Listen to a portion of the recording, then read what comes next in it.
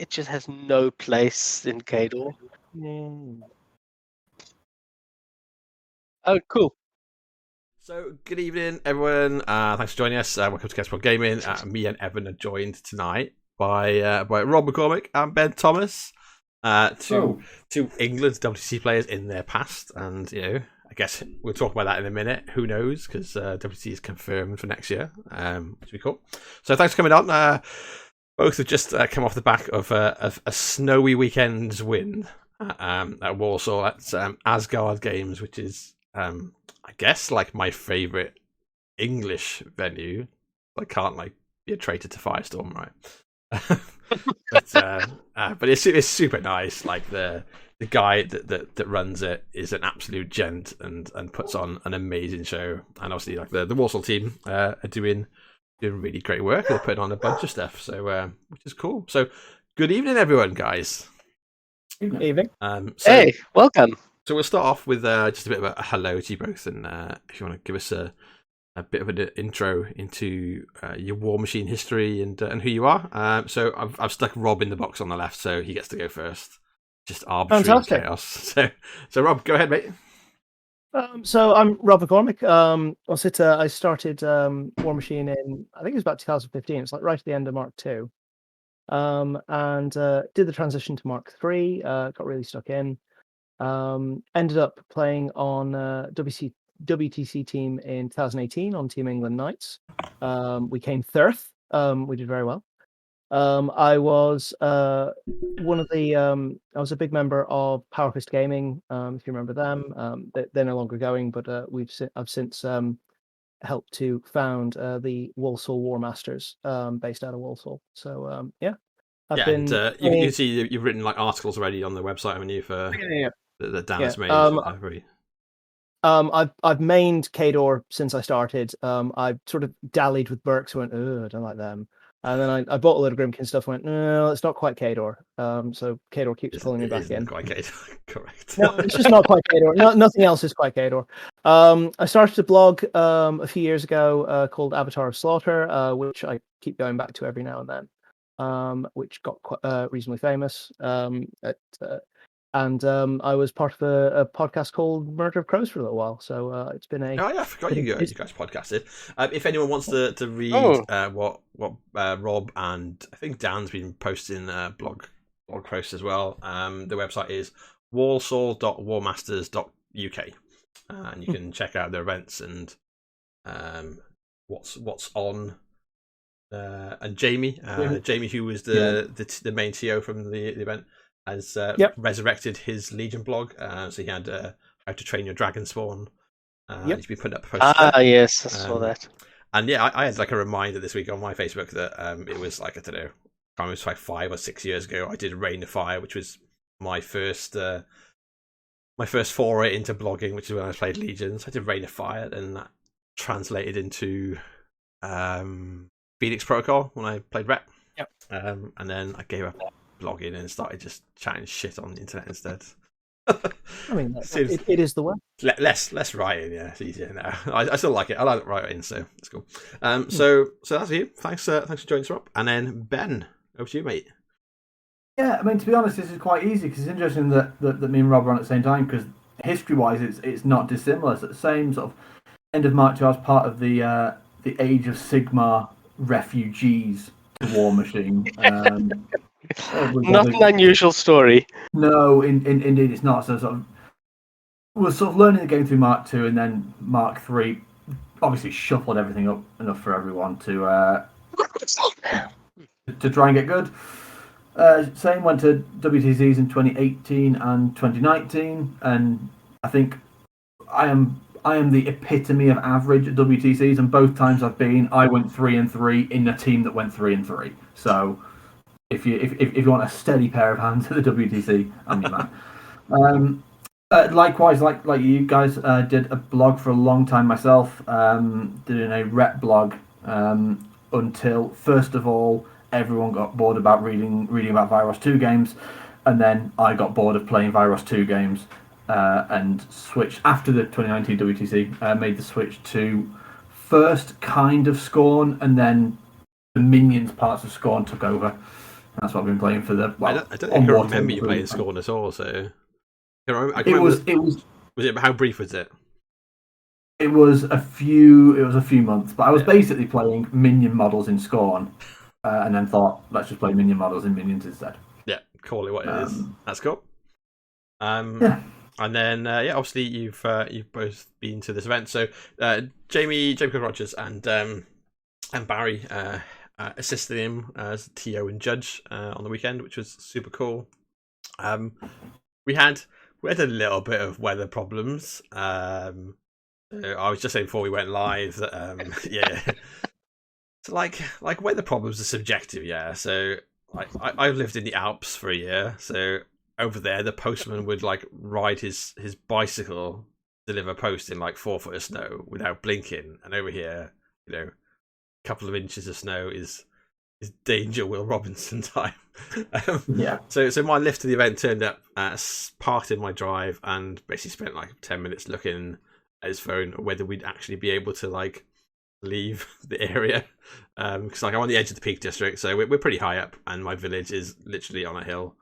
When the roads was flooded and before the snow started.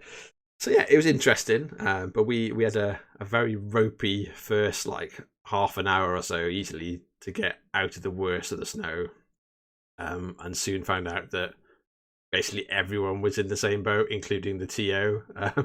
So what was going to be a 4-round event changed into a really nice, casual, like relaxed time of 3 rounds, plenty of time. Don't worry about like we're just going to enjoy the day, which is really cool. I think it was absolutely the right choice from Jamie, because by the time we'd wrapped up and left, it started snowing back at my house again. So I was like, yeah, if we'd done another round, maybe I wouldn't have got home. Definitely worthwhile. Right. So that was a good call there. And I think that's like just shows that Jamie's like got a very good head on his shoulders, as you expect if you know him. But yeah, so we had a beautiful venue. It's super cool. We've talked about it before. And before we start talking about like our games, the team behind it. So obviously it's your guys, right? Rob, basically you're part of the whole thing. And Chris Dacker was on about the event, how there's going to be an event in January. I was like, oh, my birthday is at the end of January. He's like, there'll be an event at the end of January. So they've now revealed that on the, I think it's the 28th. 29th, all right. Okay. 29th is a team event. So they've, I believe, sold out of the initial allocation. And they've said if there's enough interest. On the day. Yeah. Team events are fucking baller, aren't they? Like everyone. 29th of December, January. 29th of January. Yeah. Right. And my birthday's 24th, Evan, if you want to send me a card.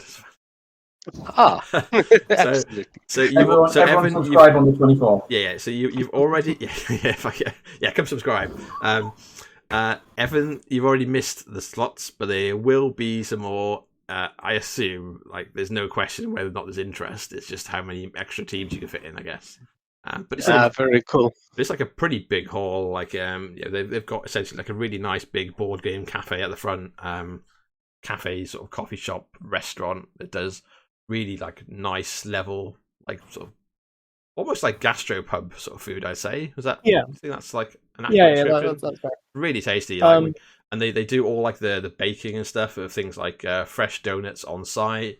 You walk in the morning for a tournament, and the kitchen's an open kitchen, so you just smell and see all these like pastries and donuts being wafted out and taken out of the oven. It's really like nice, yeah. And obviously we got a proper independent store that stocks a bit of everything, which is nice. This is I think Warmachine there. I'm pretty sure I saw one. Yeah, there is some Warmachine. It's in between the first and second rounds. I had to go and look in the shop because I realised I hadn't put anything on the back of my 3 different units to show that they were different. I had to go buy paint and a paintbrush. I'd arced them at like 1 in the morning, and obviously at 1 in the morning, the obvious thing to do then would be put unit numbers, but nah, I forget it. Frambro say, where the heck's Jamie, our saviour Khador player? Rob's the saviour of Khador. Not sure Jamie, are you talking about like Jamie from the Welsh start? He's not played for years. Not sure who else is playing, but anyway, so yeah, it's an amazing venue. It's super good, and obviously JCR and Barry did an amazing job, and Barry got to answer lots of stupid questions, certainly from my games, where we're like, can this happen if you're incorporeal? Does this happen? Yeah. So if you're incorporeal, you can be knocked down. Just for your information. Once it was mentioned maybe like 20 times. So I don't think anyone left the tournament questioning whether or not you can be knocked down like a warrior. So, saying that, let's talk about our list. And guys, I went as well. I took a very different streamer list, and my intention was to just play that list all day into whatever, no matter how bad it looked. But we'll go into my list in a bit. I am not the star here. So we'll talk about Rob. Rob, and as Twitch chat has asked for Khador, what did you bring, Rob? I brought... with a quick spoiler, if you don't like Khador, and if you've seen this humongous hulk of metal and a tiny flesh face haunting your dreams, prepare your sick bag. As the spoiler just indicated, I brought Karchev2. Karchev and Deathjack, the Malignant Fusion, in Jaws of the Wolf, and I brought Malakov 2 in Winterguard Command. What does Jaws of the Wolf do exactly? What do you say was the primary theme benefit for an army of ginormous fucking jacks? Well, it gives them Pathfinder down. Oh, right, okay, that seems good. Yeah, and well, that seems pretty good. Turns out, that's rather useful. Just like baseline Pathfinder. It also gives you a 5-inch forest that you can place completely within 18 inches of your deployment zone, which you can traverse with your Pathfinder. Exactly, with your Pathfinder jack. And is very nice because if there's any kind of like line of sight blocking terrain on your side of the board, you can block off line of sight to your squishy support solos, which is very useful. Yeah. So Karchev2 was running Jaws of the Wolf, and he was running himself 3 Juggernauts, 2 Marauders, Kodiak, and a Berserker, because that's how the points played out. Yep. He also dragged along with him Sorcerer Zero, who was running a Rager for that all-important shield guard. And then can you put out just 2 boundless charges? Yeah, she's focus 4. She never gives any focus to the Rager because it explodes if you spend too much. So she's either upkeeping Fog of War and casting a balance charge, or dropping Fog of War and casting 2. Yeah.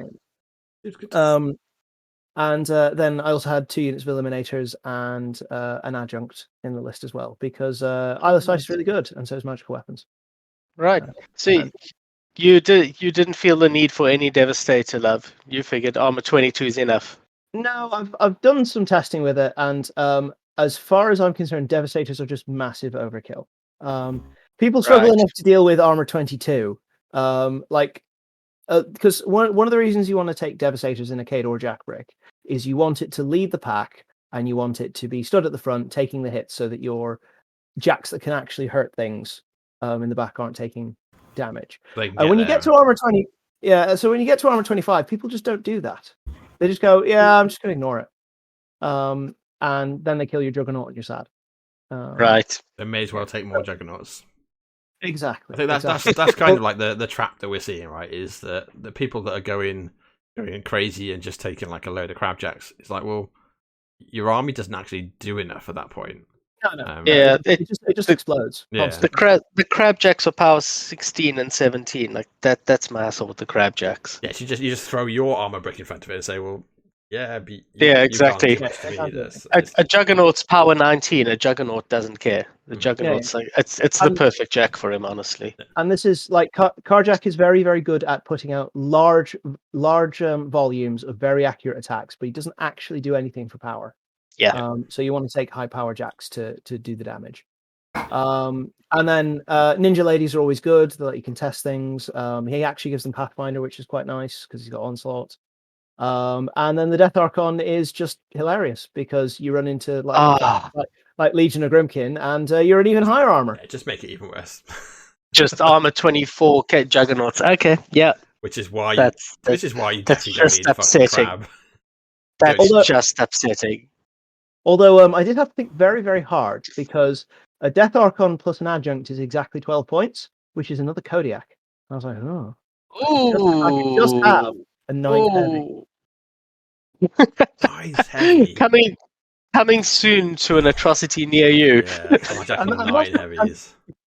And that's not counting Karchev. So really, it's 10. Yeah, That's 10. Yeah, that's 10. Carjack's yeah, a heavy. That's a lot Make of no beef. mistake. What was it? Did you have any intention of playing the other list, and what was it? So I actually went to the tournament with the intention of, because I haven't actually practiced a lot with Karchev. Yeah. And if you play a lot of Khador bricks, they are actually they look simple, but they're not. Like positioning is really difficult with Khador jacks. Yeah. So I wanted to take Karchev with very little practice and see what happened. So no, I didn't have any intention of playing Malikov. This was just like an experiment as like wet dream, this event, wasn't it? Just take your shits that you've just been like theorizing and just go, yeah, go on, let's just play it. It's like the last event of the year for a lot of people. I know there's an event in Firestorm and in Wayland this weekend, I think. But like, I think Wayland's next weekend. Wayland weekend after. Yeah. Because I'm down in Brighton this weekend. Yeah. Very briefly, the Malikov list you actually played, Dan. That was bullshit. So the Malikov list is in Winterguard Command, which is utterly pointless other than access to models for Malikov because he is sucker base and the only benefit is sack pawn Winterguard model. So it's like, okay, sure. Mm-hmm. But what it does give him access to is Winterguard infantry, which are surprisingly good with him. So Malikov takes a Spriggan, 2 Kodiaks, and a Juggernaut. And then he takes Sorcerer Zero with a Berserker because you're in a Winterguard command. You can take Sorcerer, and your melee jacks threaten 12 inches. And then he takes a full Winterguard Death Star, the likes we haven't seen since Mark II. Yes. He takes Min Crow's Cutthroats. He takes Ulgrim, the hilarious Sniper Man. He takes a living Sniper Man, Marksman, and he takes Kel Baylock. And he laughs at you as you try to kill his things. And what is it? Brutal damage from the rockets when you add backstab and discombobulate. Yeah. Four dice backstabbing rockets are not your friend. I mean, like as it turns out, so the Winterguard Death Star is really interesting with him because on the approach they have access to Prowl, they have access to Fog of War for concealment, they have access to Tough, and they have access to No Knockdown from Sorcerer Zero. So they're actually quite hard to shift on the way up because you have to be able to see through stealth and you have to be able to kill them, and if you do, they have a 1 in 3 chance of just not dying. And then when they get into range, you discombobulate something so it doesn't have a front arc anymore. You put backstab on the unit, and suddenly, against that target, you have 15 models that all have at the very least a fully boosted hand cannon. At range 8. That's the bare minimum. Yeah, it's bare minimum. The rockets are POW 12s on 4 dice, 3 dice to hit. And if you're close enough to charge, you can give them their strength. +3 strength from Joe, and they can go. No. +4 strength. Oh, +4. Sorry, I had that wrong. Yes. +4. Yeah, it's +4. What fucking song is he singing to them? Like, he's telling them to have strength like a bear. Fucking Rammstein comes on, they start going crazy.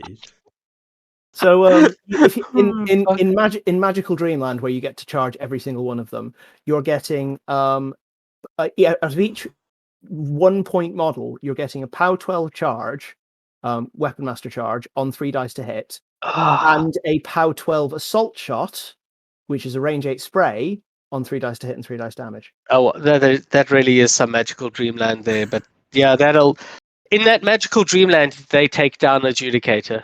Oh, they take down 2 Adjudicators. Yeah, well, you can only just combobulate one of them. No, you can get 2 of them. Can you get 2? It only costs 2. Surely no one lets you discombobulate the Adjudicator. They're not that stupid. Oh, no, that's why we're talking Magical Dreamland here. Yeah, you know, you killed all the choir. The choir have all died of like heart attacks. And... They've gotten greedy and they've put up battle or some shit like that. Yeah, to be fair, you do actually see that quite effective. So one of the interesting things I think with models is that when is looking at like what their maximum possible potential could be and like how good that is, and like a unit of backstabbed Winterguard infantry does a lot in Magical Dreamland, which means that on a turn-by-turn basis they still do a lot. They just don't get ideal conditions very often. Yeah. I've had 8 of them charge Deathjack and Erebus in Black Industries and just kill them. That's legit. Two heavies. The game that Rob touched on briefly that we played was at the team event where we had these. What were they? They're like a sort of cylindrical shipping containers. Yeah. They look bunkers. Yeah. I had for these, you see. So the guys on the stream, and we can't see my camera, but we had the length of the bunker on my edge of my zone. Basically, we had these 2 humongous obstructions with just enough gap to put my thing through if there wasn't an objective there, for instance. There was. And Rob just put up anchor from his objective onto a Kodiak, ran this Kodiak like a million miles into just outside my zone and feated. So Kodiak can't be knocked down, can't be pushed, can't be thrown, can't be pulled. And if you hit it and damage it, can't be placed. Can't be placed as well. Yeah. So literally, I was like, so my Witchwoods can't do anything. My Abyssal Gate can't do anything. I can't just go throw you away. Can't knock you down. And every time I hit you, you just shuffle slightly out of melee in just as much of a dick position to block my entire army from leaving the zone. So yeah, it was pretty fucking brutal. It's very, very effective. I think by the end of that turn, the Kodiak had 2 boxes left, and you'd hit it with 5 of your beasts or something like that. Yeah, I think one beast went over, and you just mispositioned. I think one of a jack behind that was just in range for the Spriggan. So you dragged it out, and kill the Spriggan, basically the rest of my army just all had to just try to unload on this idiot Kodiak to try and let me leave my zone. And couldn't quite muster it. And sadly, it still had its cortex and an arm left with 2 boxes. Yeah, it was good. So let's go to Ben. Ben, what did you bring, mate?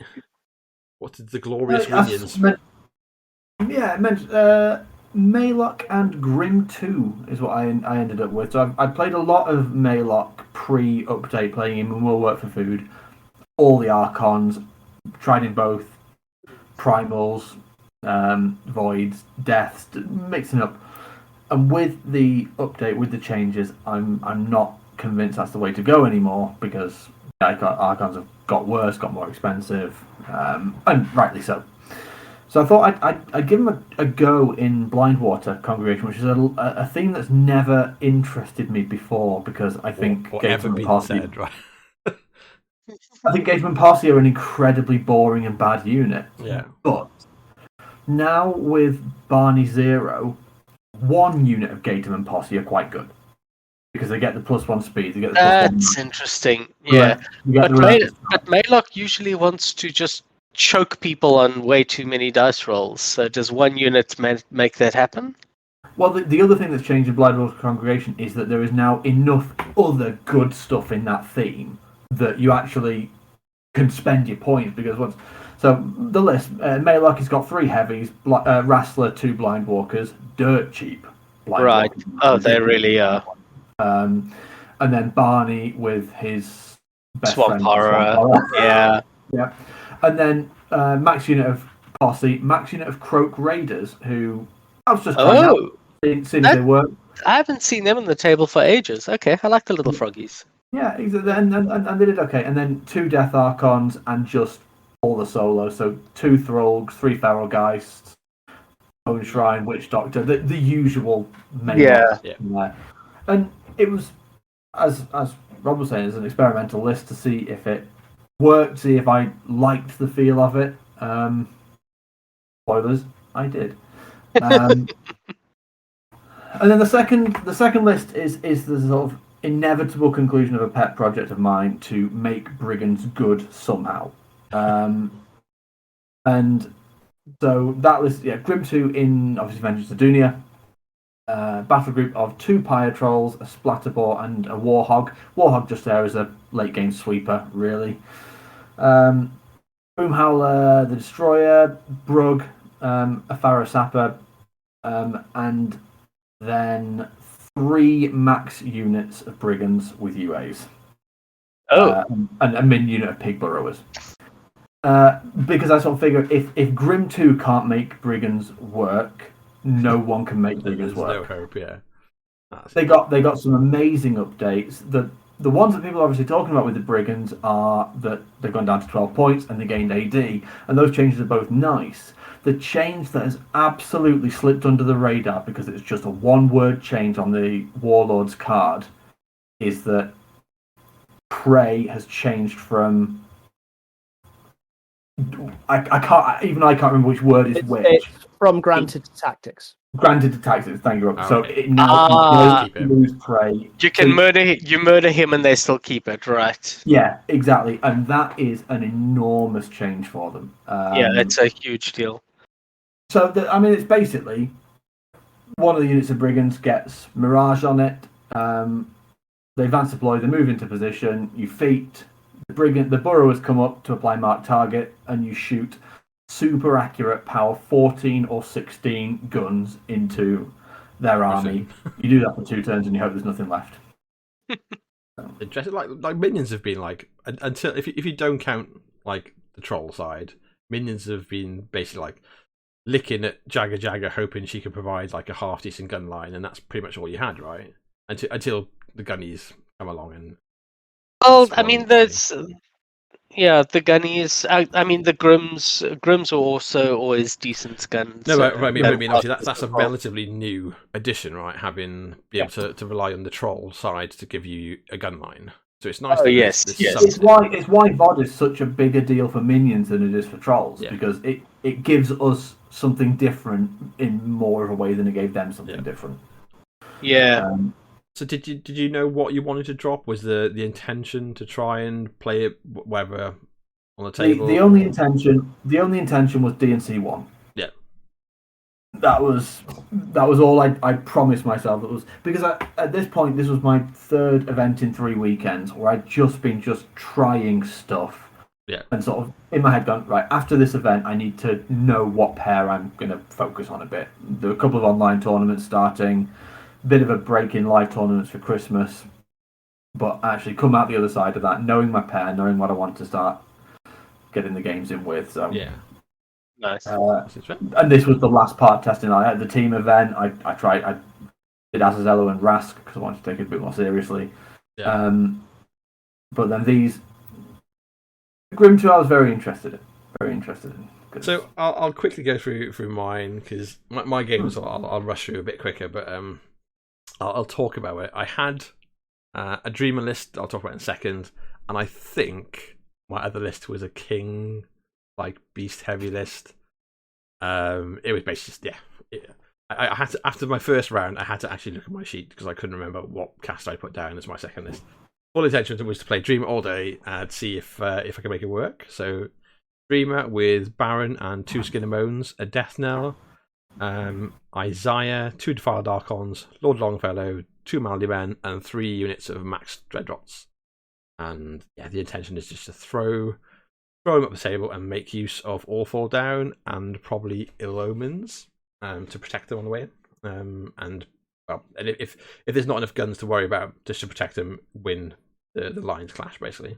I mean, it's odd that you chose. Why did you talk a bit about why you chose Dreamer to lead that? So, I mean, I would think that the natural place for that list would be the Wanderer. So you said I would think the Wanderer there's has got to be a lot tighter, right? So if you want to protect them with Fog of War or with Starcrossed, you've got to make sure the enemy you're in Starcrossed. So how wide you can play 3 units of Dreadrots gets reduced by a big chunk, where Dreamer and then have them. And then the other 2 options are, obviously the King of Nothing and the Old Witch.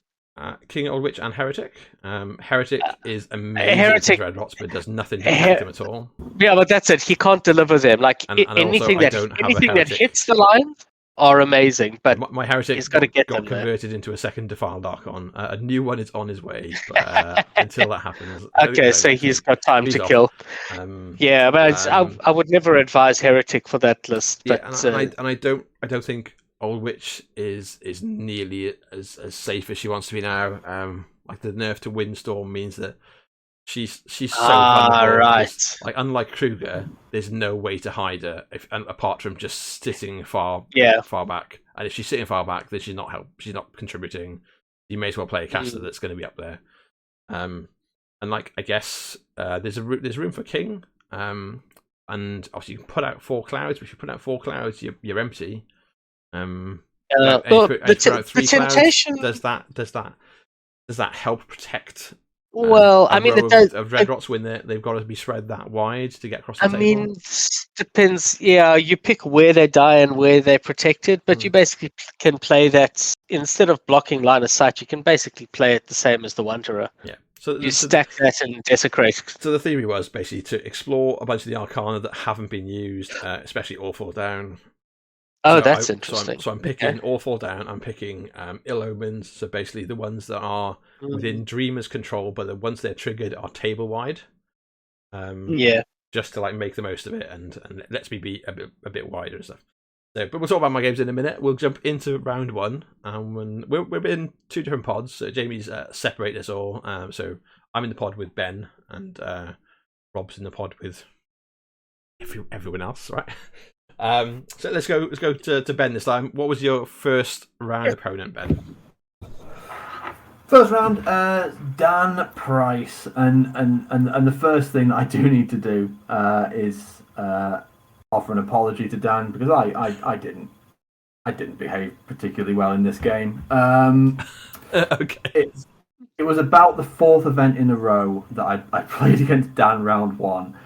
And he got first turn with Legion, and I hate Legion at the moment. I think they are too quick and too good. And I just, my head went, after the first turn, my head went down immediately, and I didn't give Dan the game I should have done. And that's bad form. And so, no apologies to him, because he's definitely one of those players, I would say, that over the lockdown, the sheer number of games he's put in on Wartable, that he is a terrifying opponent now. He's one of those people that he's definitely on the dodge list for round 1. You just don't want to see him, because he's put the work in. That's for sure. And he had the same pair that he's been playing for a little while: Lilith 2 and Seren. And Saren's an interesting one to be in his pair. Like, she, Legion doesn't have great damage output without some caster help, and she's got none of the caster help. I actually happen to know that Saren's in his pairing specifically as an answer for Karchev2. Oh, really? Yeah. Like he's very specifically been building and testing a list to play into That's interesting. Khador Karchev2. Because he's got Does that work though? Because it doesn't slow charge. I don't know if it works or not. I'm shocked that it seems like the one I wouldn't play into Karchev2, because you can't crack Karchev's armor. He's not trying to crack armor. He's trying to control. So he's going to stick down Blightbringer to say no spending focus, and then Zero, who's also in the list, is going to do the same, right? Yeah, and then he's got respawn on whichever one of his heavies he's going to give away, which will then come back, and he can breath steal multiple jacks as well, I guess. The idea is like he's trying to stationary or knock down key jacks, stop them spending focus to shake, and then killing stuff over time, basically. Yeah. Okay. And that's actually not dissimilar to the game plan he played against me. Yeah. But because I've got 4 heavies, I'm really good at positioning them so that a 4 or 5 inch AoE can really just get 2 or 3 of them in one. Right. In one hit, because it's the way the table was funneled. It was difficult not to. Quite frankly, excusing myself.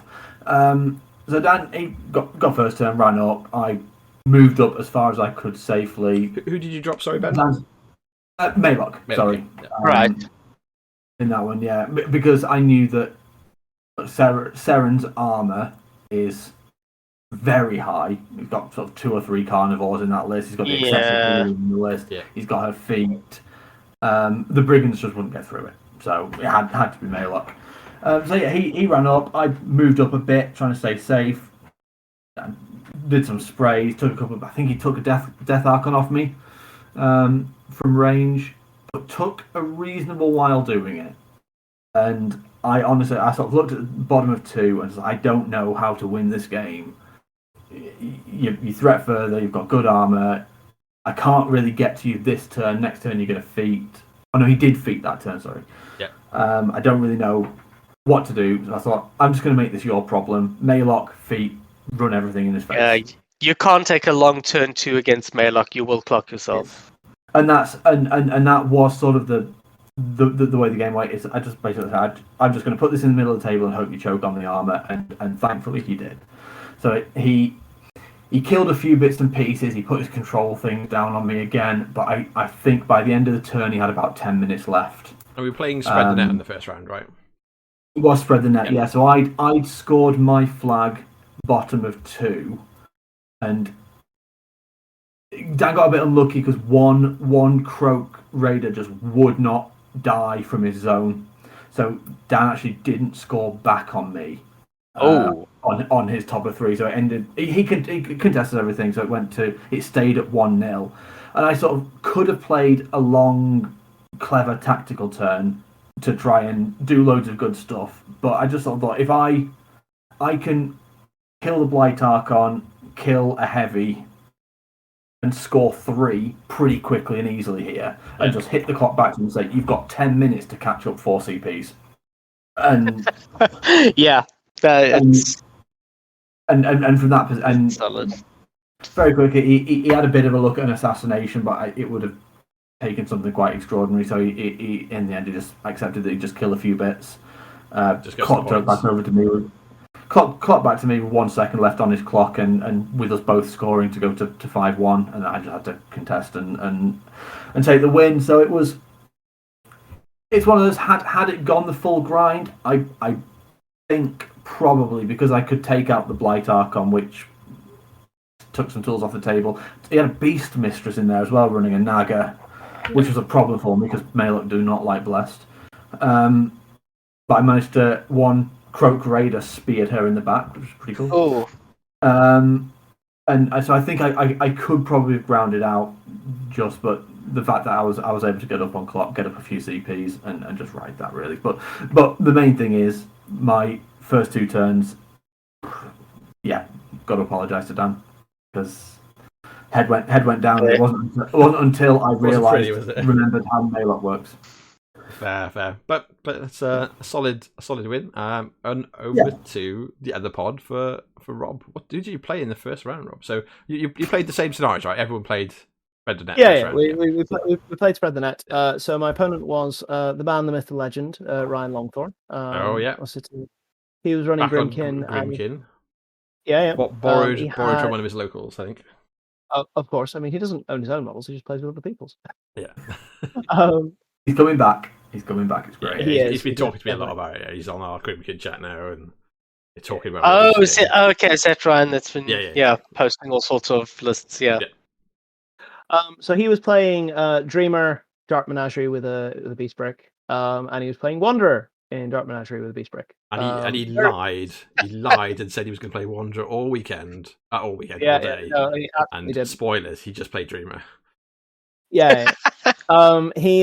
He took one look at my list and went, "Well, you're going to play Karchev, so I can't play Wanderer because, I don't really." Full throttle answers Wanderer and he's exactly. So he puts down Dreamer. I win the roll to go off. I win the roll to go first. And he picks table sides. And in the central zone, there's a house, an obstruction. And there's just a little bit of the zone peeking out, so you can stand behind this house, which is massive, and still contest the zone. So that's a classic Barry terrain, isn't it? Right? Yeah, Barry. Yeah. He'd also on one of the tables, just to quickly segue, he pointed it out to me because he was so proud of what he did, and he puts there's this huge house with windswept on, and he's like, basically, you have to run. Nothing's getting over this fucking windswept house unless it just runs. And then you'll have to have a good flight speed to get over there. Or fuck you flying. It's like fair. Oh, wow. And so he takes that side. And I think actually that ended up doing him a disservice because it meant he had to break up his brick. He couldn't just walk straight into the center zone, which he kind of struggled a bit with. So I go first. I drop Karchev. I didn't drop anything else all weekend, and I deploy everything fairly centrally. Like a brick of like 9 heavies is surprisingly long. But it's still all fairly central. Everything runs forward. The Kodiak gets Death Ward. And I've got sort of on my left flank, I've got 2 Juggernauts, the Kodiak and the Rager, and on my right flank, I've got 2 Marauders and another Juggernaut and a Berserker. And so everything runs forward as far as it can, because I can't get into his threat ranges anyway. So what does it matter? Khador Jack's just like. He then goes and he puts what he can forward. He gets Mirage out on a Skin of Moans. He sort of wanders things up. He stays out of threat ranges, so I've got nothing to charge. And just is fairly cautious about where he goes. He's got his Witchwoods on the table, and they're deployed quite wide, which is fine, but it also ends up causing issues a bit later. That's possibly a bit of a mistake, because those Witchwoods, like, if you have to commit a heavy to kill a Witchwood, he's happy, and they need to be enabling his battle group. So if they're wide, they can't do that. Exactly. Yeah. So the other thing is that I've got the anchor objective on one side, and I've got a Rager on the other side. So right. So if he doubles up on the side without the objective, he can probably guarantee pulling in a Jack. Yeah. So my turn, and my main sort of concern is that I don't want to give him I want to alpha, so I don't want him to Abyssal Gate something forward and then drag it in and then kill it, and I don't get anything for it. So I call Diamond Formation, and the Kodiak with Death Ward runs forward, stands just in range of just outside of charge range of the Skin of Moans. I have the Juggernauts come up base to base with it, and then I have the Rager run in base to base with all 3. So even if he Abyssal Gates, he can't get the outer 3 inches of the shield guard. And if he wants to, and then the Kiyoshi Eliminators on that side run forward and stand in front of the Juggernauts, so he can't place them forward. He can place them to the side, but not forward. Yeah. So if he wants a Jack, he's got to go for the Kodiak, which has Death Ward on it, which makes it less likely that he's actually going to pull off the Abyssal Gate. He's got right. He's got a Cage Rager though, right? He's got 1 Cage Rager, 2 clocks. Yeah, but so he's got a Cage Rager won't help you with Abyssal Gate though, because it's the Wraithbane I'm talking about. No, that's what I'm talking about. Wraithbane gives your weapons blessed. Yeah. But Abyssal Gate's a spell, so it doesn't help. And even if he does manage to get the Abyssal Gate off and kills the Kodiak, he's then given me a Skin of Moans. Which I'm quite happy with that trade. You're happy. You've got 9 heavies. He's got either 5 or 6. I believe it was 6. No, it was 5. Yeah. He's got the cart as well. You're happy to trade 1 for 1. You're happy to trade 1 for 1. I'll trade 1 for 1. He's got Baron, Baron, the Death Knell, 2 Skin of Moans, 2 Clocktresses, a Cage Rager, I think 2 Gremlin Swarms. Yeah, 2 Gremlin Swarms. Carry on a Rose. And maybe if he's or maybe another lot of Gremlins. Does he have 2 he should have 2 Archons there. And 2 Defiles, yeah. So he sort of looks at this brick and basically decides he wants nothing to do with it. So he sort of dirtles around in the back zone. He runs his beasts on the left-hand side wide to his zone, so that they're out of my threat range. He runs a Defiled Archon onto the right-hand flag, and he goes even wider with the right-hand Witchwood, along with the Gremlin Swarm to contest my zone. So my turn comes. I feat. He's left the Cage Rager stood behind the building, but the Kodiak can still see it, and it's got enough distance to clear the building. And he's going to get war bonus, but it's only def 12, and I'm fully boosted. And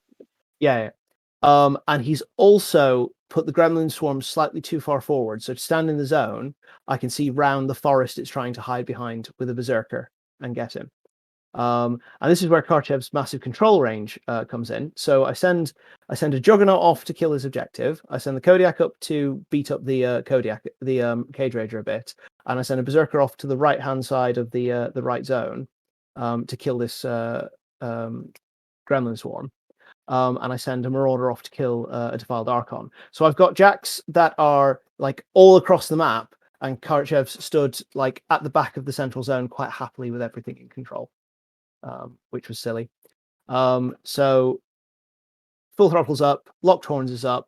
I've killed a Defiled Archon. I've beat up a Cage Rager really badly to the so it's knocked down, not got any spirit. And I think I'm 3 points up because 2 points up because I didn't score my flag. I didn't score my flag. So we go back over to him. He manages to kill the Marauder I sent in. And he manages to kill the Juggernaut I sent into his zone. It then comes, he scores a bit back. It then comes back over to me. I actually struggle, like my dice go really flat, and I leave Skin and Bones on the right on one box, knocked down with no spirit. Yeah, which is sad. I do a bunch of damage to a Cockatrice. I do a bunch of damage to the other Skin and Bones. I finish off the Cage Rager, but he's still got 3 heavies at the end of the turn. He's run his other Clockatrice into my zone the turn before to contest, and I've managed to kill it. His Skin and Bones then kills another Jack, and the other 2 beasts manage to kill a second Jack on that turn as well. Comes back over to me. I finish everything off and just kind of roll over him. So over the course of the game, he manages to kill 5 Jacks, but at the end, I've still got 3 in Karchev. Yeah.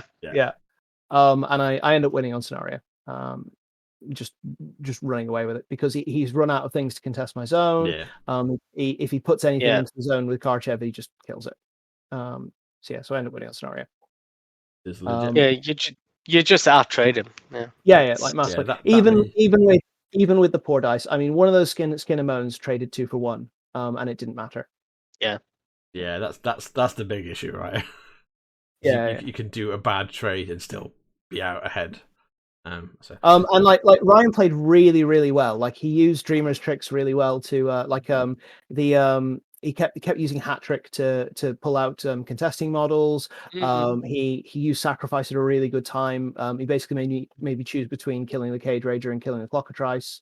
And yeah, he played it exceptionally well. And I just managed to come out ahead on attrition.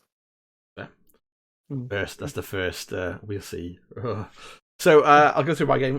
Be a quick one. So I played against Chris, who's what are the names? He's just delivered a bunch of like token like widget trays and steppers and stuff to a load of people at the event. So Chris Carter. Yeah. Do you know what the name of his the widget making sort of thing he's got going? Oh, I think off the top of my head. I'm not sure he's got a. I'm not sure he's actually like named it yet.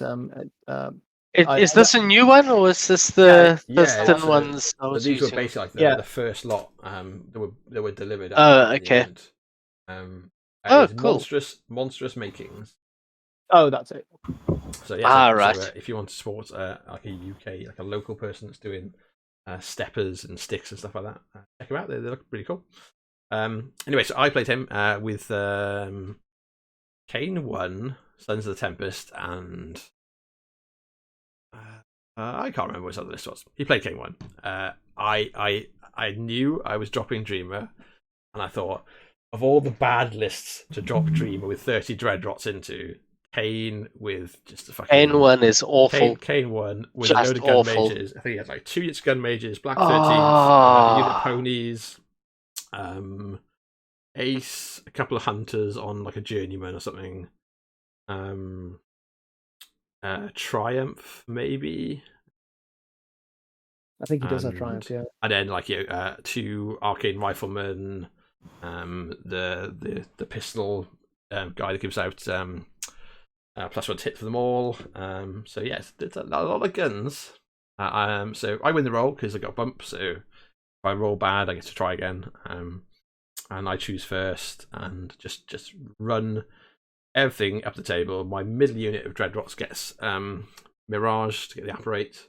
They've already run 12 inches up the table with Desperate Pace. I think my right-hand unit didn't get Desperate Pace because they're going past my zone. The left-hand unit going towards his zone, and the middle unit both get Desperate Pace and just run up. And Skinnermo's run up just behind them. Isaiah runs up basically like in the Isaiah basically gets like to the middle of the circle zone in the center, pretty much, but like surrounded by sack pawn targets. And the Death Knell and Dreamer move up. Dreamer's got just gets up to like the edge of the zone. Sorry, my first turn is I run up everything. He runs up, doesn't really get to do anything. My second turn is everything runs up hella far. So in the center of the table, my Dreadrots clear the zone and start engaging his gun mages. So they're out of range to hit anything. I just run them to engage. So half of his unit gun mages have got Dreadrots in front of them. And then there's a wall. My Dreadrots are behind. And then basically like a big old semicircle. The middle zone is just swarmed with the rest of the Dreadrots from the middle unit, and Isaiah just in amongst them all. Right. And I've got the Death Knell within range to collect corpses for most of them. Dreamer and Skin and Bones in an artificial deviation on the edge of the zone, and on the edge of my friendly zone, parked behind a wall, is my second Skin and Bones, and then my unit on that side is basically just like a big semicircle, blocking anything from getting into the circle zone, and sort of coming down. And I think I had like 4 or 5 Dreadrots contesting his flag. And then on the left-hand side, I think I got a monkey. I definitely got like at least two Dreadrots into his zone. Couple parked behind. There's like a building just on his side of the circle zone. So I've got a bunch of Dreadrots behind it, and then scattered all amongst. And Longfellow on the flag, hoping he's gonna survive. And my Archon's chilling near the back, waiting to do work. And I'm basically like relying on if he comes all in for me, everything is within Dreamer's command or Dreamer's control. So as soon as he kills a model, I can trigger or Fall Down or Ill Omens, depending on how I think he's going to the team. I'm like he's accurate enough and going to hit hard enough, probably, that Ill Omens isn't going to save me, but I sure would like to knock down his entire army. Yeah. So he starts off with he's got his Hunters and Black 13th on the left zone, and Ace and Kane starts the turn there. And basically they start coming forward and start clearing his zone and however many Dreadrots they can. As soon as the first one goes down, I'm like, yeah, all Fall Down is triggered. So Ace falls down, I think. All the Black 13th fall down. Kane comes forward into the edge of the middle of the central zone and does his gun kata, I shoot everyone. Knocks down two Dreadrots just at the edge of the left zone. He forces tough checks on, but because they're in quicksand, when they get knocked down, they die. And like curses.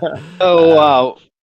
But yeah, he shoots like and then moves loads of stuff forward, keeps on shooting. Oh, I should have said in his first turn, the one thing he did do is he spiked a damage roll on Triumph with Snipe. I think it's like Triumph, and I think he rolled like 6 and a 5 on damage on my Death Knell, and left the Death Knell looking pretty ropey. So the next turn, my Death Knell's like far enough back where I'm like, he's got to commit to kill it, and it's going to be that Jack's going to basically be in front of my Dreadrots and knock down, and I'll lose the Death Knell if I'm unlucky. But I didn't put it forward because I didn't want it to be able to just aim and shoot me. So his turn starts with him leaving the Death Knell on like 4 boxes or something like that. After another big gunshot. But yeah, basically he's cleared the left, killed a loads of guys. Kane takes out a bunch of Dreadrots from the center as well. Teleports back into like the edge of the left zone in a trench, but obviously then just falls down to the trench isn't really going to do a lot for him. His ponies come up, destroy my objective. Don't actually do anything else. So just one pony falls down. The rest of them are just far end of my zone, just stopping me from scoring. And yeah, basically most of the rest of his army is knocked down, apart from a unit of gun mages who just come into the middle of the zone, try to get to Isaiah, but all he managed to do is just basically be in the way and kill some more dreadrots, because at that point Isaiah's then engaged. Your friend, Isaiah's engaged, so he's like, well, I can try and shoot the rest of your sack pawns all behind that wall, so I'm not hitting. He basically just fails to hit or break armor. And that's where my next turn starts. So turn 3, everything stands up because rise, and I'm like, okay, so I could probably just push all the shit out of the middle zone for sure, score that. I could probably score both flags. He's killed Longfellow, sad Longfellow. But I'm like, but you have killed about like 18 dreadrots or something, 17, 18 dreadrots. I'm like, but Kane's on his ass, right? And I can't really like let it go. So I've got two guys from the left unit still alive, and they're just tucked on the corner of the building.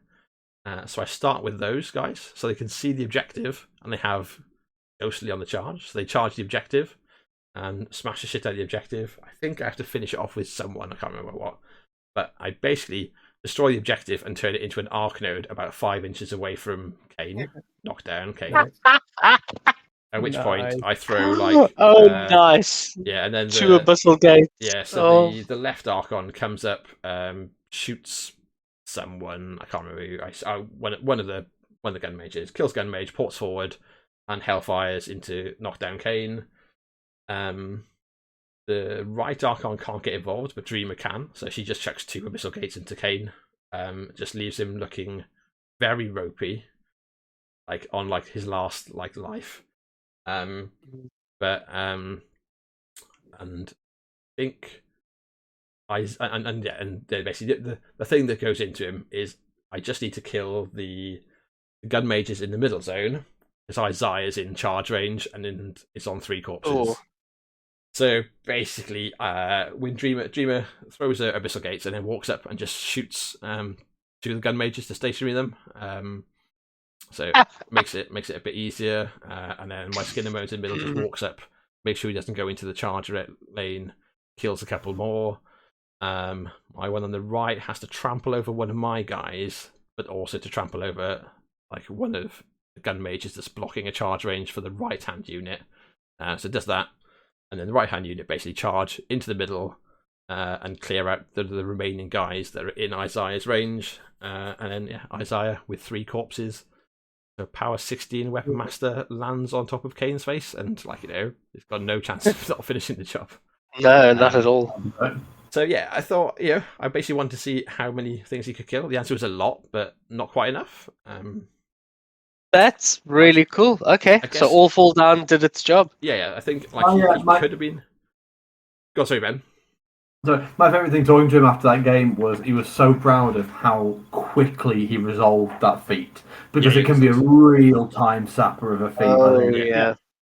He was pretty pleased with that. Yeah, it took him it was a quick one. The rest, I think he did his Kane activation a lot quicker than the rest of the stuff, because as he started struggling clearing the dreadrots in the middle after Kane was already knocked down, then he started to come up against a bit of an issue, I think, where he's like, is Kane going to just die?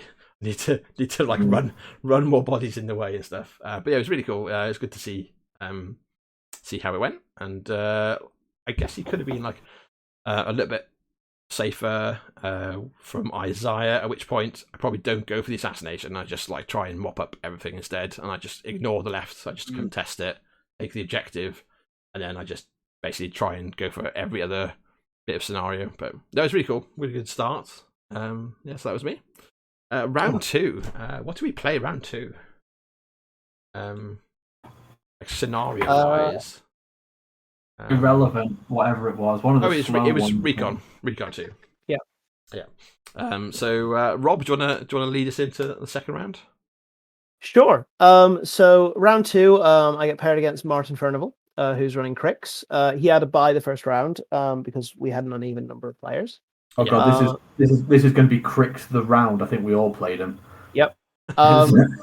So he's got Karchev2, and I think Scar 1. Yeah, I think that's right. So he's got Karchev. There's a lot of Scar 3s, so I'm not certain, but he dropped Karchev, right? I think he dropped Karchev. So we played Spooky Karchev versus Real Karchev. Yeah. Can we like define that a bit more precisely of Pathfinder Karchev versus Sad Karchev? Yeah. Or I mean that's the thing. You either bring the melee jacks at Mat 7, in which case they don't have Pathfinder, or you bring the crab jacks who are just kind of sad. Yeah. But have Pathfinder. Although Desecrators are surprisingly good with them, especially. I mean, they do like the crit and full throttle. Yes, they do. So he's got a jack spam just like me. He's in Black Industries, so he's got I think it's 2 Seethers, 2 Slayers, a Reaper, a Harrower. I want to say that's the Thresher one. Yeah, that's the one. Yeah. And he's got he might have had a 3rd Slayer actually. And then he's got a Machine Wraith. He's got the Hellslinger. Was he good? No. A Machine Wraith's an interesting choice. Yeah, Machine Wraith, Hellslinger. He's got Old Grim. He's got 2 Pistol Wraiths. And he's got some assorted Necrotechs and things. Right. Yeah. I'm pretty sure it's Black Industries. With that many jacks. Yeah. I'm pretty sure it was Black Industries. So I win the roll off, get first turn. There's 2 very big forests in the middle in each zone. So there's a forest in each zone. And the one on my right is right across the middle of the zone, and the one on my left is on his side of the zone, like on his flag. Yeah. So he chose that side because there was a big building in the middle of my side of the table, and he didn't want to deal with breaking up his brick like that. So I go first, and I run everything up. I get I even get like boundless charge onto Karchev so he can get up a bit further. So like, no, I'm going to get into the action. And he's looking at the table, and he thinks he can get the Reaper up far enough. No, sorry, this was turn 2. Yeah, so he goes next. He runs everything forward. He gets out Onslaught, and he like sort of tries to flank quite widely with his solos. So second turn, I'm looking at it, and I could kill the Hellslinger by running something very far forward, or I could send in one of my Eliminators with guidance and with a boundless charge, and I could probably get into the Hellslinger's back arc, give gang, and probably be fairly likely to kill. So I do that. I managed to get the Hellslinger, and then everything else just kind of inches forward. I've got Karchev stood just to the right of my objective, and then I've got a Juggernaut and a Rager next to him, and I've got a Marauder and another Juggernaut in the right hand zone, and then a Marauder split off around the building to contest the left hand. And I stick the Death Archon in that zone as well. Yeah. So then he goes, and he spends about 4 or 5 minutes planning out how he can drag in Karchev with the Reaper. And then just before he decides to commit to the plan, he asks, "Oh, by the way, do you have any shield guards?" And I sort of go, "Yeah, the Rager's right here." Yeah. And it's like, right here. This plan is not going to work. Then I was like, that's why there's a Rager. That's why there's a Rager in the list. Yeah. Not just because they're cheap. So he decides to just because he's got kind of a problem, because this forest across the right hand zone means that if he comes into the right hand zone, I can just feet and walk or trample through the forest, and I'll probably kill a jack. Yeah. So he decides that he's just going to run everything forward, put up locked horns, put out Death Ward, and just hope that I can't kill enough. So he does that. He sends his Death Archon in on my Death Archon, and Death Archons are very bad at killing each other. Mm-hmm. So they slap each other for that turn. And then I feat, and I kill.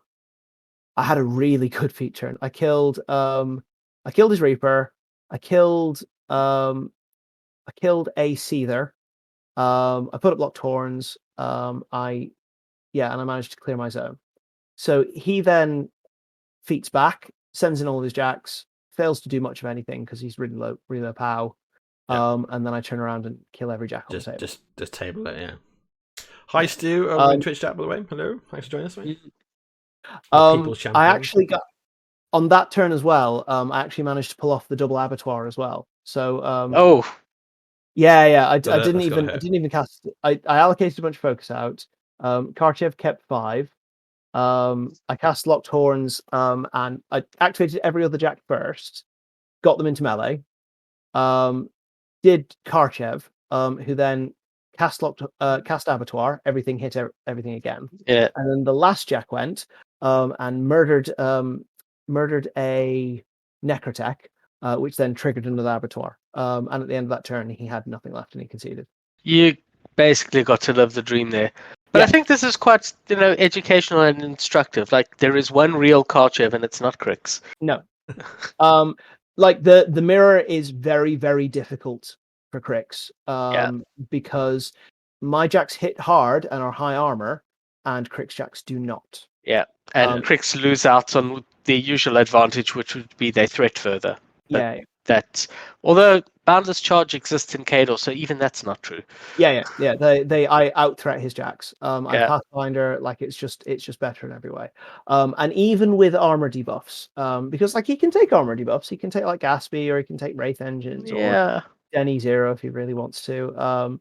So he can take the armor debuffs, and I just don't think it matters. No, it doesn't. Because like he's still only getting his POW 18, 19. Which is still dice on 3.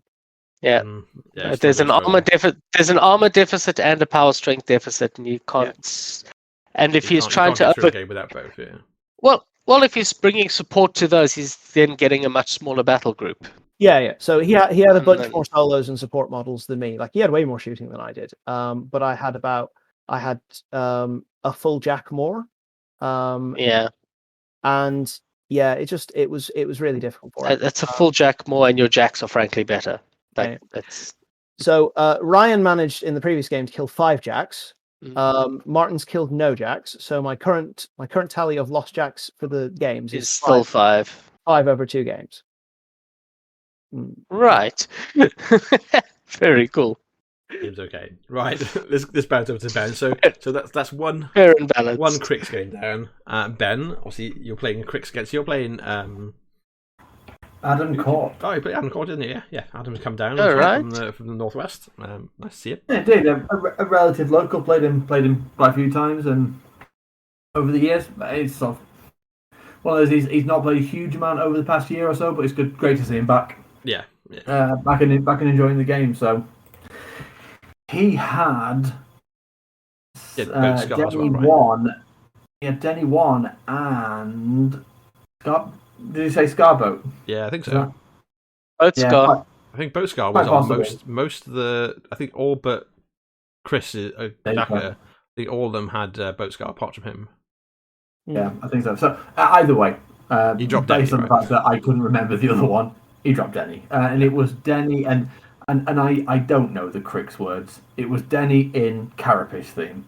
That's Black Industries. Yeah, so and it was a cool list. So he had Death Jack, he had Charybdis, he had a Draggy Heavy. With Denny 1, that's surprising. Okay. Yeah, well, it was interesting. So it was clearly designed as a list to spray opponents to death. Because he had 2 units of Overlords, two War Witch Sirens. Right, of course. The Sirens have become really nice now. They get solid deep. buff. Well, they get deep, and they've now got 3-inch range on Seduction, which means speed 7 Pathfinder and range 3 is actually pretty damn solid.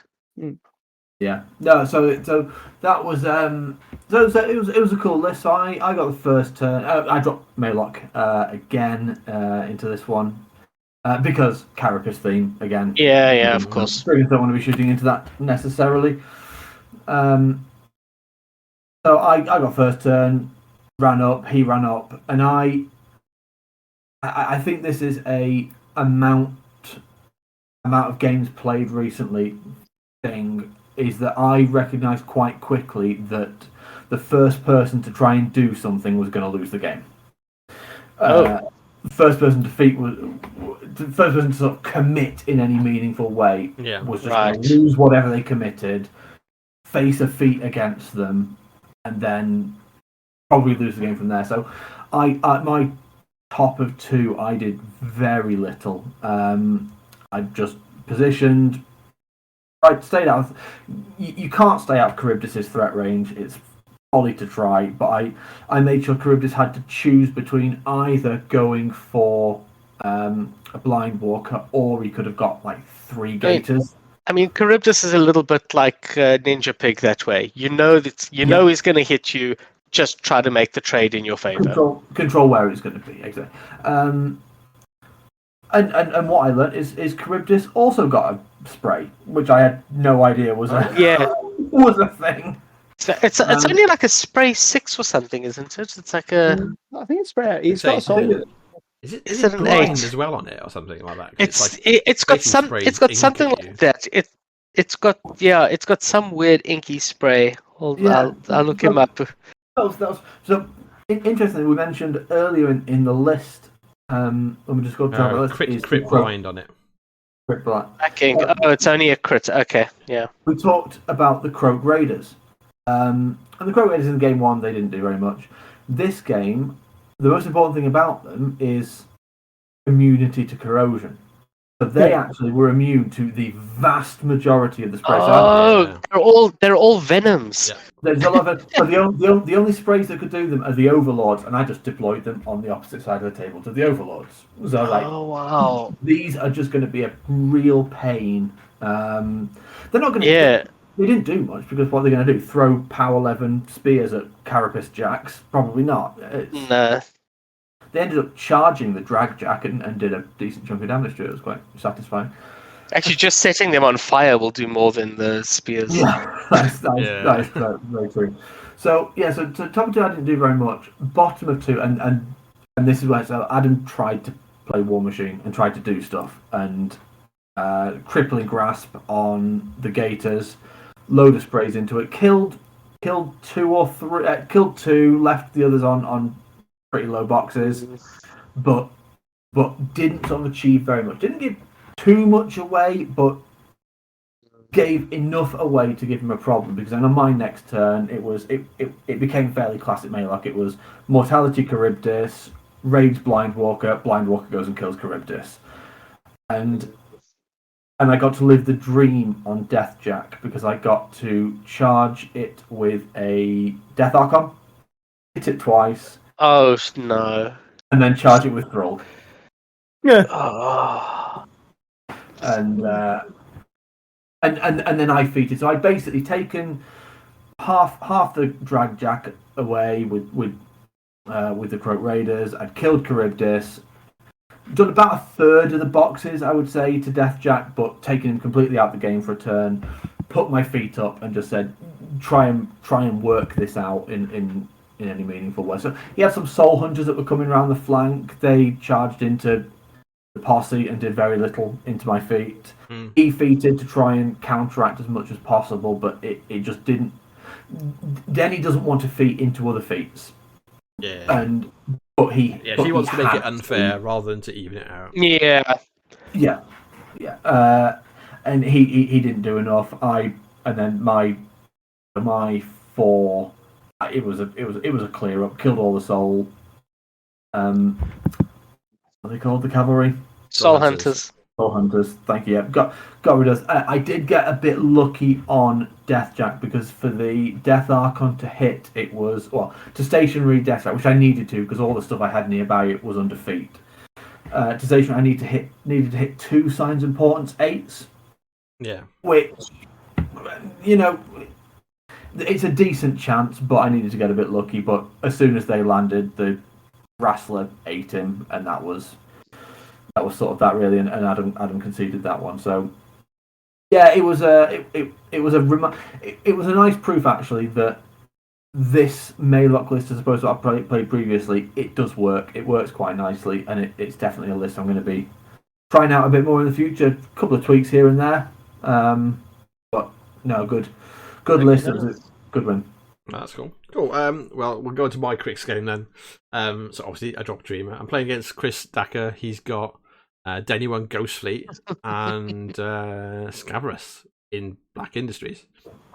As he drops Scav, I take the Shadow and I think Ill Omens. I think in my Arcana, obviously it'll fall down. Now you're making me excited. So yes, you got 50 Dreadrots and he's got melee Warjacks. Yeah. I basically give up on Ruin because I'm like, well, Scav can just brute force through Ruin and however many Arcane Vortexes you've got, even it's not enough. And I hadn't brought them, so it's not enough.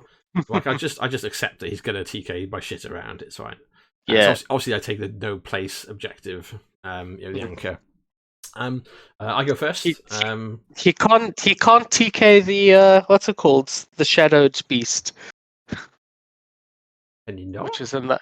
You can't no, you can't. It cannot be moved in any way. Funky. Right. Anyway, so I go first. I run up everything. So everything's pretty much like just behind the objective. About an inch in front of my objective is a wall, which is in a really nice spot. Basically got a bunch of guys, including Dreamer, in an artificial deviation, and Archon just to the left of it. But I think I'm mostly outside of his range, but I have left the Archon a little bit too close for him to run an arc into him, which is my mistake. So I should have checked exactly the range. But anyway, so he runs up a chicken. He runs up everything isn't going to matter this turn, and runs up a chicken inside range of the Defiled Archon on the left. I think I'm in range with a counter charge from a monkey, but don't take it because I'm like, well, he just DKs like himself. Yeah. Right. So like I don't bother giving up the monkey easily. And Scabrous feats first turn. So his plan is literally kill a Defiled, kill a monkey, and land Feast of Worms on like 3 of my Dreadrots. So he feats. He TKs the Archon, TKs the monkey, so both are facing away, puts some damage into the Archon. The Feast of Worms lands, but the guy it directly hits Tufts, and the other 2 Dreadrots he fails to break armor because they're near the death now. So they're armor 16, and he just doesn't break it. He's kind of flapping, going shit. So obviously Scabrous is like super far back and safe. But he tramples forward his Deathjack to go and finish off the Archon and leaves it on, I think, 2. And he's lying there like, shit. So in return, I think I have to go incorporeal to get there, but Dreamer goes incorporeal. I start off with tagging Deathjack with a Hellfire from the Archon that's nearly dead. I'm curious, what's he spamming with Deathjack? I think he can just, it's only Excarnate he can cast. Yes, Yeah. So he's already excarnated the Archon once. I think once. He might have been twice, but whatever. He's left the Death Archon at the end of it all on 2, but alive. So the Defiled Archon goes forward, Hellfires Deathjack, and then sticks down a Desolation, and then teleports back. And I'm like, hopefully I'm out of range for anything to finish him off. And Dreamer decides to go incorporeal because there's a spot just in front of the wall where she can basically be behind the wall, but within 11 inches of Deathjack, which is why the Defiled goes before her. Then I can Abyssal Gate Deathjack from 11 inches away, which is what I do. Oh, neat. So I Abyssal Gate Deathjack forward 3 inches, turn him around, at which point I've got my 2 units of Dreadrots, one slightly to the left, one in the middle, go in, kill the chicken, kill Deathjack. I run one just behind to try and get him with a Seether, but I forget that I could have triggered Sacrifice. So I could have triggered the Shadow if I put him in a slightly better place, but I didn't. Well, you can try bait him into a counter charge. Yeah, you can't charge, but I hadn't thought about the Shadow play, so I was out of range with Dreamer to make it happen. but right. But it put him in an awkward position where he'd have to then move him. And I basically just moved everything else up, did some more spell throwing, put another desolation. So basically across the middle of the table was just 2 desolations. And I think I might have even put down a new artifice and gone, there's nothing that I need to worry about. I think it was just an artifice and 2 desolations in the middle of the table, where he's got access to Pathfinder on 1 Jack, who's got a 1-inch reach. So even if Dreamer wasn't incorporeal, can't hit her over the wall anyway. So I'm feeling pretty safe. He comes forward. He's got his crows on the left. He's got his overlords on the right sort of flank, and then basically all the jacks in the middle with Ironmongers and Ironlich Overseers with the Seether each.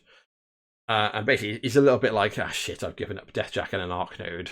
I haven't got anything out of it, pretty much. Like, it was a bit rough. I think he should have probably killed the Defiled, because he wants to get the desecration off the table as quickly as possible. He comes in, his crows start plinking off at Dreadrots, and of course, as soon as they do, I trigger All Fall Down. So he kills like a couple of Dreadrots with the crows, has trouble with tough checks and breaking armor, because the unit that are preyed are further back waiting for the crows to fuck off first before they come in range. So he ends up with like a couple of crows in the left-hand zone, knocked down, a couple sort of spattered around behind them, still stood up where they haven't managed to break armor or left. And he's got someone on the flag, but he's got to kill like a Dreadrot that's contesting his flag. He runs a Machine Wraith up to contest my flag on the right-hand side. And basically, there's a Seether that charges in, but basically just kills like literally like a couple of Dreadrots. So he's got 2. The list is 2 Seethers each on an Overseer, Deathjack, Erebus, and maybe 1 more Jack. No, I think it's just 4. Might be it. It's only 4 heavies. Yeah. But obviously, I've got a lot of shit to do, and I've got a lot of dudes to do it with. So we end up with a bunch of he clears out stuff too far back to trigger the Shadow this turn, but he does. So obviously, which made it easy to choose All Fall Down. But basically, he's got his ogres have fallen down in front of his jacks. They're now in the way. A bunch of the crows are like down on the left. And he's kind of on the edge of the right-hand zone, and then with a Machine Wraith in contesting range.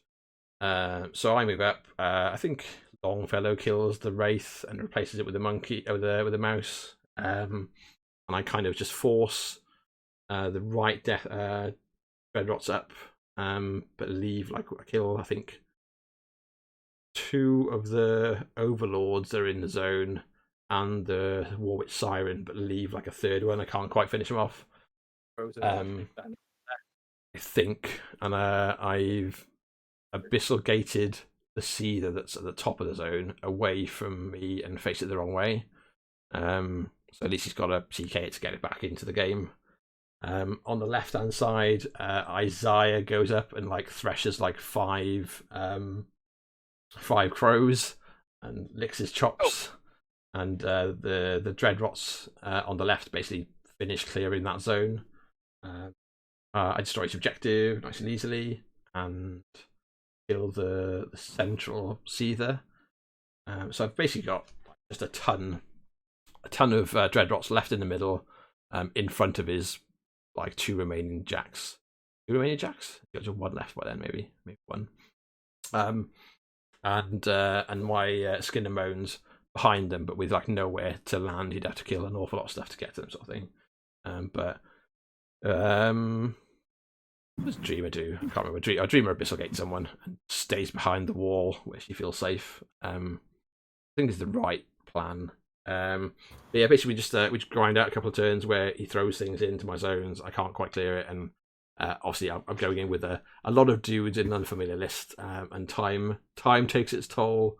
And I forget to put a bloody Skin and Bones in my left zone when I kill his objective, so I could have scored like 3 that turn, and I instead score 2.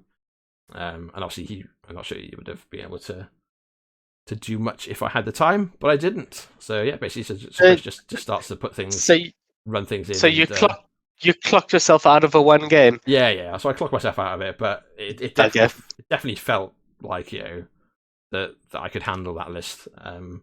There's just too many bodies for him to break down.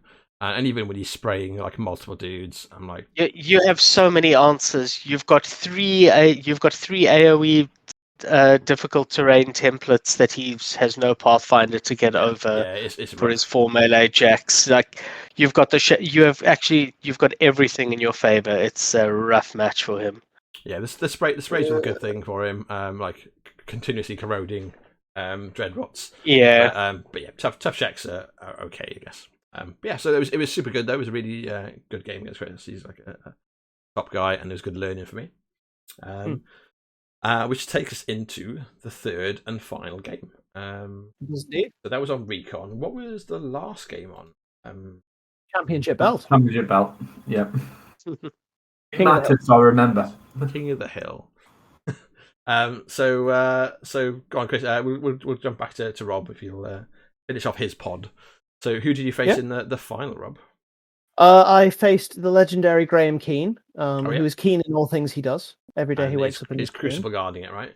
Yeah. He's got Crucible Guard. He's got Virus 2, and he's got Kalisa. That's not Crucible Guard. That's not Crucible Guard. Sorry, he's not playing Crucible Guard. He's playing Wrecked. Correct. Okay. And also, when you say he's keen in everything he does, not painting. Oh no! His painting scheme is amazing. It's all grey. It's beautiful. You have to really look closely to appreciate like the shadow of dead elven gods' souls. Yeah, exactly. Legion. Right. So he's very keen on his lack of painting. So it was Virus 2 and Kalissa, was it? Yeah. Kalissa's such a fucking baller now. He is. And I'm actually looking at it going, should I be dropping Malikov? But I stay the course and go, I'll drop Karchev. Because actually looking at his list, he doesn't have the control elements he needs to actually control any of the jacks. No Iris. He's got no Iris. He doesn't have any Electromancers, so he can stationary the jacks, but he can't actually disrupt them. So any hope he's got of actually controlling the jacks just kind of goes out the window. It's just a focus point at that point. Yeah, and the more I'm sort of looking at the list, and the more I think about it, the more I think actually it's a bad matchup for Kalissa, because she really struggles to actually kill the damn things. And although she can make 3 stationary a turn, if he can't disrupt them as well, even with feet up, I can just trample in and kill stuff. Yeah. Like it's not super difficult, and I out threat him quite a bit, so it's kind of tricky. So he drops Virus 2, presumably because he's running Griffin spam. So he's got I think his list is he's got Virus, he's got 2 Manticores, he's got Imperatus, he's got 4 Griffins, he's got 2 Ghost Snipers, he's got a bunch of Arcanists, and he's got a max unit of Halberdiers. With the UA. So I think his sort of game plan is to use the Halberdiers as a speed bump, and then just try and peace trade with Griffins, which is not an awful plan. They get to POW 18, which is not great, but it's strong against most things, but it's not that strong into locked horns, Khador jacks. Yeah, and I think like if he can live the dream of like sending in a couple of Halberdiers and a Griffin, he's got a chance of killing one of the jacks. Yeah. And then if he's got Manticores and Mantis left at the end, they can kill you. Yeah. But he has a major problem, which is that I just massively out-threat him. Yeah. Like by quite a lot. Like the Griffins threaten 13, but like Imperatus threatens 11 and the Manticores threaten 10. Like it's not good. And your feat threat is 14. Yeah. So I win first turn again because I've been winning first turn. I either win every dice roll in a tournament or none of them. There's no in between. I never win like 1 or 2. So I deploy pretty standard. I've got like a couple of forests on my side of the table. It's like the terrain is very irrelevant for him, and quite relevant for me. because he can see through everything with his relevant models, and I can't. So it doesn't really matter to him which side of the table he's got. So he takes the side with Forest to stop me having them, basically, for his halberdiers. Yeah. And so he can hide behind them. So everything runs up. I get the jacks as far forward as possible. He doesn't have a lot of guns that care about fog of war. Everything is either able to hit defense 12 reliably, or isn't going to be shooting at the jacks anyway. Yeah. Because Manticores can do chip damage, but it's kind of, he doesn't really want to be within 12 of one of my jacks. Yeah. It's like that seems like a bad time. Because the only hope he's got of winning the game is if he can actually get the Manticores and Imperators to trade into my jacks. So he runs forward, and he's put his defender's wall in the central zone, which he then immediately regrets, because he runs up his halberdiers behind his wall, realizes I've got no guns, so I don't really care, and he can't really charge over them. He doesn't have Pathfinder. Oh no. Yeah. So he runs up all his halberdiers, and I move up my jacks so they're in the central zone. I've got a Rager in his zone on the left, and I've got a single Kiazi Eliminator in the middle of the middle of my side of my right hand zone. I put up locked horns. I camp a bunch of folks with Karchev, and I pass the turn, and so he can get a good half of the unit of halberdiers into my lines if he really wants to, and he can get into the Rager on the left, and he can get into the Eliminator on the right, but nothing else. So he kills my objective, kills the Eliminator on that side, and he puts some shots into the Rager, because the Rager's on Sorcerer, it doesn't threaten 14 inches, only threatens 10. And he scores 2 points. He walks the halberdiers forward in shield wall. He sort of comes around the wall so he can actually charge next turn if he wants to, and he passes. And I look at the table and I decide that actually the best thing. Does he not feat? He does feat, yes. He does he feat. feats. Okay. Well, I was going to say that sounds like a position where you want to feat. So. Yeah. And he feats. And I look at the table and I decide the very best thing I can do is absolutely nothing. I kill the Griffin that's in my zone, which is out of Virus's control range anyway, so he doesn't get a feat move. Yep. I kill the one halberdier who's within 4 inches of the flag. I do that right at the start of the turn with Karchev with a gunshot, so I can score the flag. And I score my zone. And apart from that, my jacks just stand there under locked horns and basically don't move. Chill. So he gets one focus out of his feet and no feat moves, because he decides he doesn't want to move Imperatus under the feet in case I randomly trample a jack into it or something. Yeah. So he then goes and basically is looking at the table, and he spends about 10 minutes just thinking about his turn, because he has no idea what to do, because the halberdiers are going to bounce because they have 14. The Manticore and Imperatus are not in threat range. He can get a Griffin in, but one of his Griffins on the left-hand flank is out of control, and the other Griffins are going to do some damage and then bounce. And so he's just kind of stuck. He has no idea what to do, which is fair, because I wouldn't either. In the end, he decides he charges in the halberdiers. He commits the entire unit into. I think he gets 9 onto a Marauder, and he gets another 3 onto a Juggernaut. Neither of which have Death Ward up. Yeah, because he's got the UA, right? So they can be power 14 if they mini feat, and then he's got combined melee, right? So I guess he could put 2 meaningful attacks in. Yeah. What I haven't mentioned is that the previous turn, the Death Archon put up Mortal Fear and was stood behind and the one halberdier I killed, I didn't actually put anything on the flag. I did it to get another corpse on the Death Archon. So Mortal Fear is up again. So the halberdiers are rolling in at dice off 10.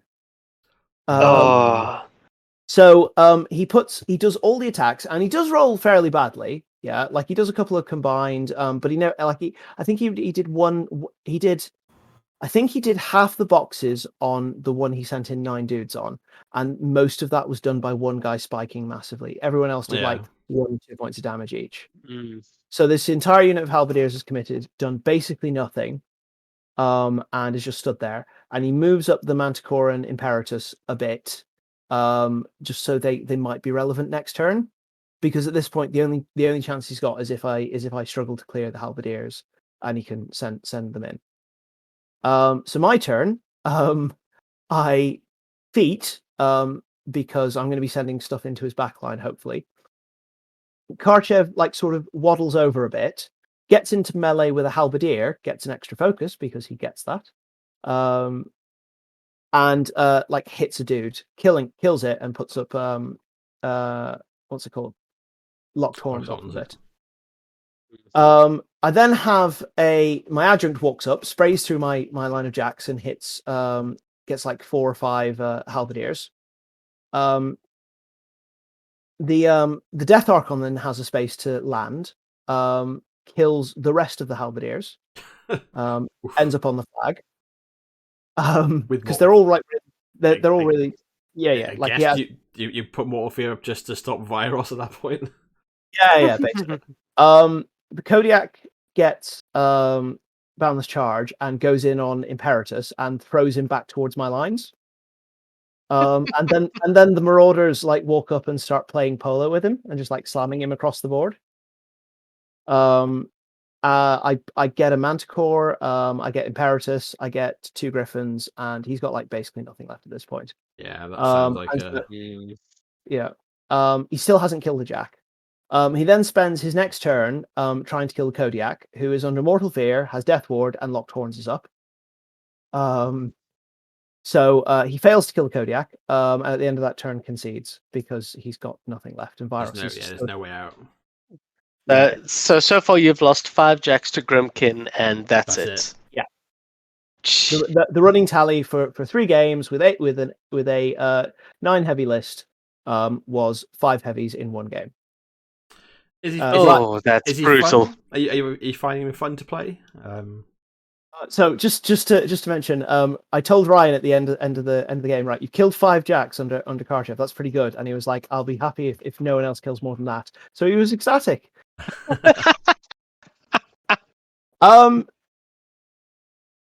Is he fun? He's fun for me to play because I like playing Khador Jacks, right? Like I like playing the positioning game. I like getting as much out of them as possible. Right. And one of the things Karchev's quite fun with is that his Magical Christmas Land is like putting out like 7 attacks per Jack, and it's quite fun unlocking the puzzle to make that happen. Is he fair? No, probably not. That was the next question. Like the big. I always used to think like Khador has always been a bit. Khador has always been for me the fair faction. Yeah, Khador wants to play a fair game. Yeah, it wants to meet in the middle, bunch the shit out of each other, and win on attrition that way. Yeah. They don't have the big swing spells, but they've got the very big stats to make up for it. Exactly. Yeah. And so throughout like my Warmachine career, like I'd run into things like Haley 2 and Kruger 2 and Una 2 and all these lists. Yeah. And it always felt like I was playing the harder game because if I made a mistake and lost a Jack, I was pretty much screwed. And my opponent had all these ways of getting out, getting out of mistakes. Yeah, like Kruger makes a mistake, misplaces a heavy, and goes, "Oh, that's okay. I'll TK to fix it." Right? Yeah. Karchev plays like I'm playing that now. Like I'm playing the easy version where if my opponent makes a mistake, they are screwed. If I make a mistake, well, I mean, they're still armor 22, 24 heavies. Yeah. It's incredibly forgiving. Yeah. It's a very forgiving list, and considering like I've been playing Khador Jack Bricks like into these very unforgiving lists, my positioning's gotten pretty good, and I'm pretty good at assessing like what a Khador Jack can actually take and kill and things like that. So when you combine those two things, I did not feel under pressure in any of the games at the weekend, and that's not a position I should be in. Yeah. Like that sounds like a good summary. Yeah, like I didn't feel under pressure, and that's not a good place I should be in this tournament. I mean, I think you built that list really well. Like, I mean, Locked Horns, it builds itself. Throwing in the Death Archon just to say, like, right, let's just push this to 11. Yeah. It makes. I think a lot of living factions are actually on a hiding to nothing, trying to crack that. Yeah. Like I've played it into a lot. I've played it into a few different factions now. I played it into Bethane 1, running like extreme armor cracking from range. Yeah. Can't kill enough.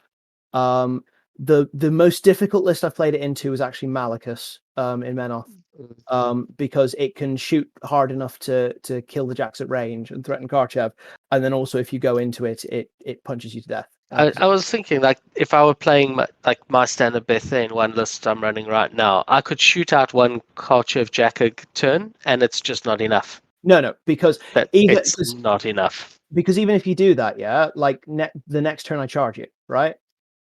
No, I can stay out of charge range doing that. With an Archangel, yeah. Archangel shoots at 12, scoots back another 3 to 15. And typically I should be shooting your frontmost Jack, so I've got a bit of leeway. So, yeah, you've got a 14-inch threat. So I should be able to shoot and kill one a turn. So, but it's not enough. I lose the board. Yeah. And also, like, I was talking to Jamie, the TO, because he's the same player. And if I get one Jack, if I can get one charge off onto an Archangel or Adjudicator or another heavy, there's a fair chance I can just run another 2 or 3 Jacks into melee and abattoir to get the extra attacks I need to finish it. Yeah. It's no, really it's very viable. I think you've got Marauders with you. Yeah. That doesn't sound nice for an Archangel. And like even the likes of like really extreme shooting skews like Sloane, like I run 16 inches and engage Sloane, and then what does she do? Yeah, she can't. Yeah, exactly, and it's just I've very much felt like it's a bit too strong.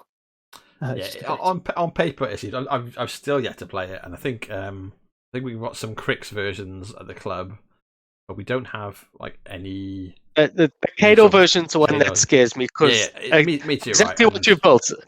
Big Khador battle group with Locked Horns. Like the rest of his card is just for fun, just Locked Horns. Horns and the feet. I actually kind of disagree. I don't think it's Locked Horns that makes him oppressive. It's his focus efficiency.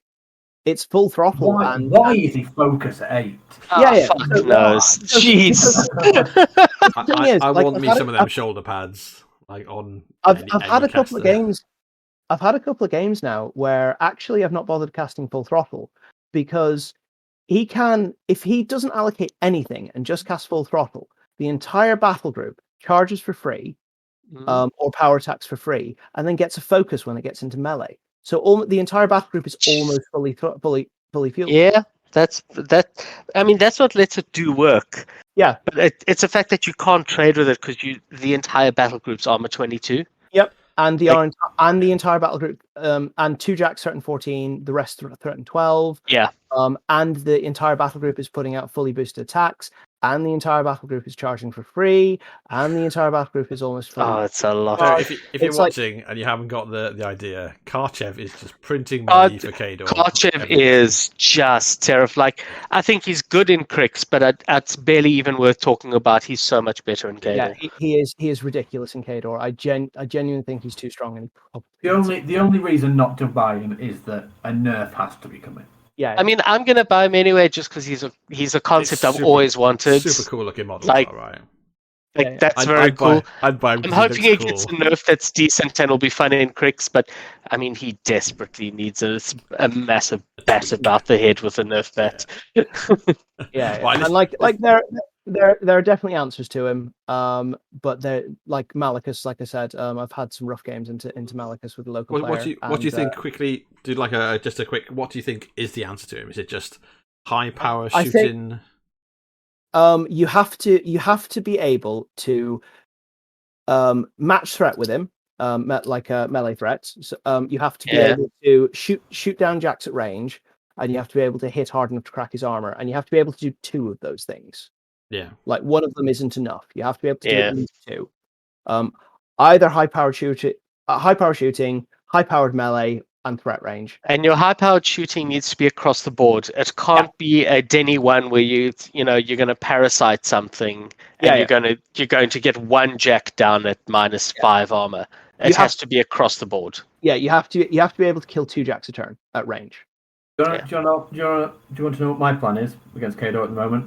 Yeah, dodge. There's 2 or 3 good Khadors at players in the country. Sorry. Dodge. With minions, there is nothing that minions can do against that. Rask will give it a game, but he can't. I think Legion, if you build something around Thagrosh 1 and Thagrosh 0 and the little you cannot spend focus. But even then, I just think with full throttle and your base attacks, you'll still kill beasts, even if you can't spend focus. Yeah, definitely. Right, we'll stop crying about Khador and we'll go on to Ben's last game. Let's go back onto Ben's games. If anyone is coming back to the game and wants to play Khador, now is your fucking moment to shine. For sure.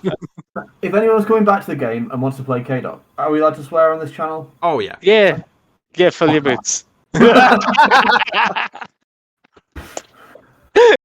You heard it here first, folks. I will just say as a last remark, as like a long-term Khador player, I find like other casts in the faction much more interesting. Malakov 2 is hilarious fun. Malakov 2 is fantastic. Yeah, he really is.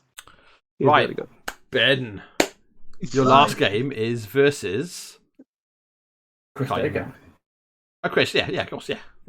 Oh, right. So we're on King of the Hill. And who do you pair drop?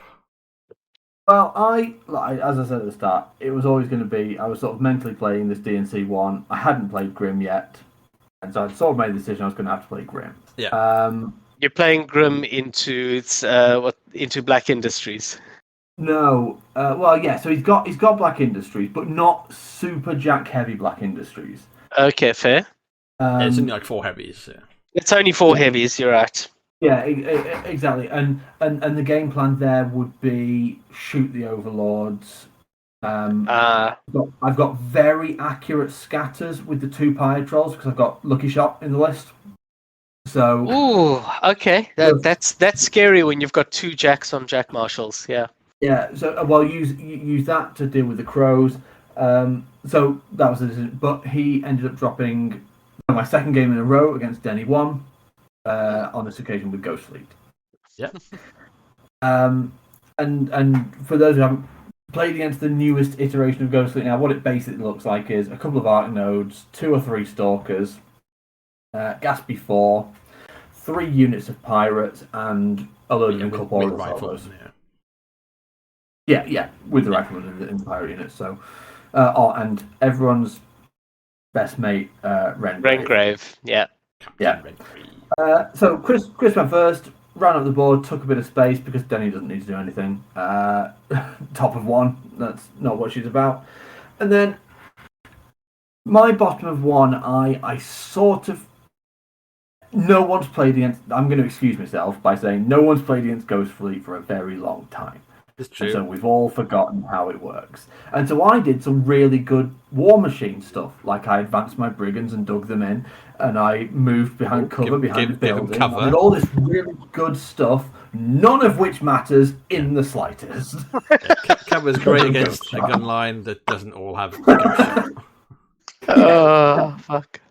Exactly. So I was really pleased with myself. But I'd done things like I'd stayed out of aiming range, and I was trying to just see how the game develops and try and work out what I was going to do, and basically hope that somewhere out of that 2017 box in my brain, remembering how to play against Ghost Fleet would come out. So Chris went and he got quite lucky. He missed a boosted crippling grasp on my brilliantly dug in Brigands. Okay. That did definitely help. So the dig-in mattered. That's it did good matter to know. on that actually. So and then he shot a few Brigands off with the rifles, and sort of passed the turn. So moved all of his lights up. Obviously, one of the arcs nodes had come up to do Gripping Grasp, Gripping Grasp, and the three stalkers he had sort of moved up into fairly threatening positions. And so I defeated, and quite frankly, I shot most of it to death, which was pretty glorious. So Brugg obviously gave eyeless sight to the mirage units of brigands, so they could effectively they can mirage 2 inches, and then they've got range 14 guns that are aiming. They get mark the target from the burrowers coming up. They had prey on the stalkers in a couple of occasions. They ignore the stealth, and the shooting absolutely worked. So they shot off an arc node. The brigands between them shot off 1 arc node, 3 stalkers. I was worried about clock. I knew the game was going to go long, so I just you don't bother. I did remember how to play Ghost Fleet. Is what happened in the end. I didn't bother shooting pirates. There's no point unless you're going to kill a whole unit. Don't bother. Just let them be. But what I did manage to do was I shot a pyre troll at Rengrave and I set him on fire. Nice. Which is very much Rengrave 101. Set him on fire. Hope it doesn't go out. Yeah. One of the few things he can't kill one of his little mates to protect from.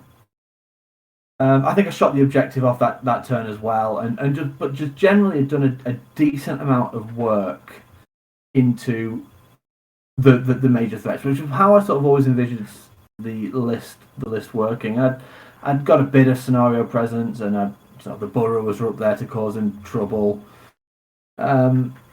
So he goes next, and he feats, and he kills a decent number more brigands, especially on the right hand flank. Pushes his incorporeal models up into zones to make life difficult. The main concern I had in this matchup was that I have 1 magic attack in my list, and that's Grimm's gun. That's it. That's all I've got. I'd taken the eyeless sight objective as opposed to the magical one. I don't know whether that's the right decision or not. It's picking the balance between seeing through Gaspy's clouds with, say, a pyre troll or Grimm himself, and the stalkers, right? Their stealth. And the stalkers, or having the magic attack to do with the incorporeal solos. How many incorporeals? Yeah, he's got Agrimony. Grim, Ghost, Kane, and Agrimony. Yeah, they're good value sports. I've just realised that over the course later on in this game, new Grim killed old Grim, which is quite pleasing. So and basically sort of. I'm losing brigands. His pirates are coming back, but his sort of key pieces are slowly dwindling away. So Gaspy charged the objective, killed it, and was sort of protected reasonably well by Denny's feet. But one of the servitors was in a prime location for me to get immortality out onto it. Yeah. Which is so between that, Boomy charging, Gaspy knocking him down, and then a few brigands shooting into it, dealt with Gaspy, which was nice. And at this point, my prey targets, so all 3 units have obviously got prey, and they're cycling beautifully through all the units, sort of onto this pirate unit. The sapper came in, killed the back guy, so I got rid of the leftmost pirate unit, and I was pushing round from left to right quicker than he could deal with the brigands. Yeah. There's a lot of brigands to deal with. They've got bad stats, but they're tough. Once they're engaged, they're not easy to deal with for his guns. And there's sort of 3 decent gun lights behind it, of just chipping away and dealing with it. And in the end, my scoring of the left zones, Grim 1 by 1 shooting off the incorporeal solos, and Chris probably taking longer to resolve his turns than I was mine, because there were a lot of models I just wasn't making attacks with. If I couldn't kill a unit, you don't or it bother. wasn't going to be a solo or something, you just don't bother. You just pass, do what you can, contest, pass the turn, and let him deal with it. And I did eventually kill 2 units of the pirates fully, and he just sort of ran out of steam. I lost a lot of brigands. A whole lot of brigands died. I think 14 died on his feet turn. Good chunk. But in the end, he clocked, sort of trying to deal. But he clocked with me. I think 8-4 up on scenario or something like that. So really good game. Really, Ghost Fleet still horrific, or is horrific again. It's very tricky. It's nice to know that I have the firepower to get through it, which gave me a lot of hope for the list. So it is a list I'm going to look at more, because God knows I spent enough time painting 33 brigands. I'm going to get some actual use out of them. I'm quite lucky that when we played, he just looked at my list and he's like, well, I can't really drop Ghost Pirates because you've got RFP at ranged on multiple things, and it's like, as soon as you start RFPing pirate leaders and riflemen. Oh, you get the lead. You get the leaders. I actually had some RFP in my list, but it would have been a real ballsy move to use it because it's just on Grim and his 2 pigs melee attacks. I've got RFP. That's going deep to get it. Yeah, that's fair. Yeah. Cool. So well done, mate. I'll scoot over my one. It's obviously a Dreamer game. I play against Jacob and his beautifully painted Circle, who won the player nominated painting prize for the weekend. So he's got Tanith, and I can't remember what his other. He played Tanith, but he's got Tanith with Krieger Zero with a pair of shrimps, a pair of Wold Weirds. He's got a Storm Raptor and a Celestial Fulcrum. So he's got 2 huge bases, and then he's got I'm trying to think what else is in the list. See Tanith, a unit of Valkyries, a unit of Druids, and Loki as well. That might be it. But basically, I go first. I win the roll and choose to go first because you can't let a Storm Raptor run to the halfway mark and just be able to shit all over my stuff. So I run up. He runs up, and I've basically then got to just go into him and hope he can't kill enough stuff, I think. So I tag the Storm Raptor with a Hellfire from an Archon. I might have put 2 in for my left-hand Archon and bounced him back. Hindsight, I maybe should have put a Desecration in the middle of the board. We'll get to that in a minute. So I do a bit of damage, but landing the Defiled Archon's Hellfire on the Storm Raptor means I can also park an Incorporeal Dreamer 11 inches away and enfeeble it, which is what I do. So it is now enfeebled, and I put a Desecration from my right Archon just where it's standing as well. If it doesn't go anywhere, it's going to be -4 to attack rolls. And I basically just run a load of Dreadrots forward. So the Dreadrots are right in front of the edge of the circle zone, engaging the Storm Raptor, and just sort of spread across the board. My Skin and Bones are both behind the wall with Dreamer, and my Death Knell is kind of just to the right of the wall. Another spoiler, maybe a little bit too far forward, but basically Jacob looks at it and goes, well, I've got to just, there's so many things. If I need to pulse and get a good pulse and see how many Dreadrots I can kill, then I either then have some sort of game, or I've got to just try and kill Dreamer. A Dreamer's on. The Dreamer is camping 5 Incorporeal behind the wall. So he goes with the Storm Raptor first. It pulses on 9 Dreadrots, and I think eight of them make their tough checks. Yeah. So he's suddenly like, ooh, okay, including ones that are going to be where the Celestial Fulcrum needs to go. Could he not open up enough space to pulse on the Dreamer? No, Okay. no chance, no chance at all. No, yeah, the middle, the zone in front of her is just covered in Dreadrots. Right. And I'm not even sure is the bird's gun magic. I think. Oh, I actually don't know. I actually have no idea. It is not. No, it's not. No, it's not magic. Okay. So it can't get involved in hurting the Dreamer. It pulses, kills like a couple of Dreadrots, and then takes shots and manages. And as soon as he's done that, I trigger Ill Omens. So it's now. Oh, nice. It's now. He's now at -3 damage. Yeah. So he's now at minus. He's still touching the. I think he's still touching the AOE. So he's at -4 to hit, -3 to damage. 1, 2. No, it should be -5 -3. to hit, right? Yeah. So we got the desecration, enfeeble, and ill omens all up. So -5 to hit, and then -3 to damage, and basically just fails to kill most of the other dreadrots. So the Celestial Fulcrum is now at a point where what it wanted to do is go and try and like get involved in shooting Dreamer, but instead it's got to just try and shoot some of the dreadrots in the middle zone. Some of these dreads. Oh man! Clear a room for Loki to get through to the cart. So I should have had the cart a bit further back, just outside of Loki's range, which had made it a lot easier for me. But he does. He gets to clear out Loki, clear space for Loki, who kills the cart.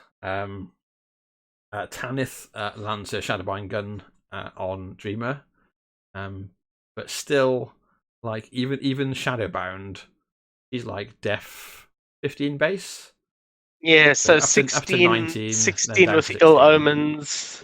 Yeah. So she's still 15, 19. It goes up to 19, up to 20, back down to 17 with ill omens, right? 3. So yeah. So still, she's pretty even. Still 17. Pretty fucking hard hit. And yeah, basically, he manages to get the druids round, not block them up enough, and as I said, I should have basically had a desecration in the middle, because at which point I think I would have just taken it off the table for the druids to even get anything onto. Yeah. Dreamer, but he gets. So he gets which druids? Which druids are these? The goat druids or the ones on foot? The little ones on foot. Yeah, the small base guys. Okay. So they've got knockdown spell. They do, and that's what gets her. She gets knocked down. And basically, he then has the weirds come in and try and finish the job. So she's obviously she's been shadowbound, knocked down. And where's Tannis? She's in it, with and she's got cover. Affliction on as well, and she's been. Oh no! So and he basically just tries to put every single thing he's got into her. Tanith is in the middle of the zone, basically like an inch away from the flag, camping 0. It is like the most all in you can get, and she dies to the very last attack that does an auto point from Affliction. And kills her. No. But it was like, if I basically parked the death knell 2 inches back, then she should have taken 2 damage less from each of the attacks. She wouldn't have worried about that, or I could have had the. Yeah, that's quite a lot. Yeah. It was a bit of a. I could have put multiple things in a way that meant that was off the table, but yeah, I didn't. So it was really good for me to learn like how far I can push her survivability. Like against a list that does have a bunch of magic attacks. Yeah, she could have been in another spot, or I could have had a desecration down, or kept the Nell safe.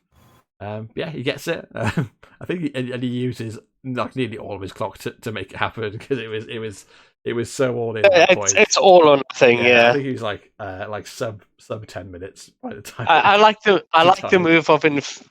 move of enfeebling and what's it called?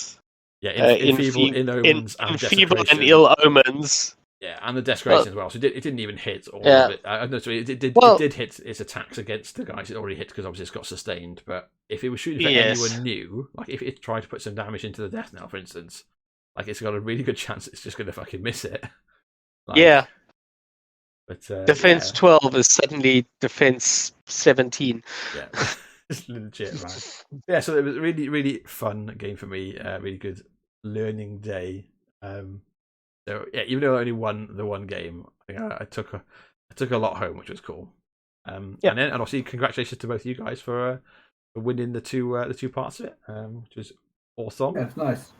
As they said at the tournament, they announced my win. The winner of Pod B was Karchev2. Legit. And Jamie's like prize was nice. He was like, I think he had basically like just tons of like little mini crate models, didn't he? I think that was what everyone. That's cool. which we all ended up swapping around. So I think I got the pirate version of Gaston Cross. Yeah. Which I gave to Dan Price. And then I think didn't you get I got the Bombardier. Yeah. Yeah, Ben got a bombshell bombardier, which he basically walked past and shoved into my hand. Yeah. Which I thought, because although they're supposed to replace grunts in the bombardier unit, they look like they make an amazing UA. Yeah. Mm. Yeah. I think it's an easy Nice. door. But yeah, so well done, guys. Though, and it was just as I said, Congrats. What was going to be a 4-round, cool. just one big tournament, turned into two little three-round pods. But it meant that the games were like there was no sort of pushing for time. It was really nice and chilled. It was like I think we can all safely agree that if there were a final, my Brigands would have comfortably shot off 9 Khador heavies. I mean, easily. Like, Trivially. trivially, right? Like I wouldn't even go the board. Yeah, exactly. Easy peasy. Rolling the dice is just a formality at that point. Yeah. We can just go, oh, these 6 Brigands shoot a Jack, and you can What does Yeah. Ben? What would you if you built a pair now? What would you build to deal with Karchev? Are you going to build like Honestly, I Rask with wasn't Zero joking. and just? I wasn't joking earlier. I wouldn't. Yeah, I wouldn't. Just try and just not think about it. Just I don't know what you build into that. I really don't. I know what I play in Khador. I would either play Karchev2 in the mirror, or if I couldn't do that, I would play Zerkova 2 and just try to shoot him off the board. Yeah. Do you have enough clock to play the 10th game with the Reeves? No, probably not. I mean, you will take the Jacks down.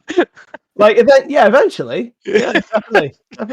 You will take a Jack a turn off. Like, I guess like if you're facing cricks, right, rather than sticking the mirror against you, they just put a load of Statixis on the table and just go. We'll So just the kill problem Karchev. Have they got a break need to armor crack- to do a point? they need to break armor to actually hurt Karchev. And Karchev himself has got about 30 boxes. Like, 34. you're not backlashing Karchev to death. And he can randomly camp 8, and like maybe you're only taking 1 damage a time, but you can still do it. That you never no. He's got too many boxes. There's no easy option out there, is there? You're not backlashing him to death. I'm looking at my stuff and going, well, yeah, certainly my Dreamer Dreadrots don't really want to because they're only power 12, right? I can get them to power 11, I guess. And you're going to lose half of them because you're out-threated. Yeah. Yeah, and also like the list is actually, people go, oh, it's 8 Jacks, like clearly it's bad at clearing infantry. It's not. Yeah. Not at all. It has tramples for days, and I can, like, if you jam it, I abattoir and then I kill the next layer.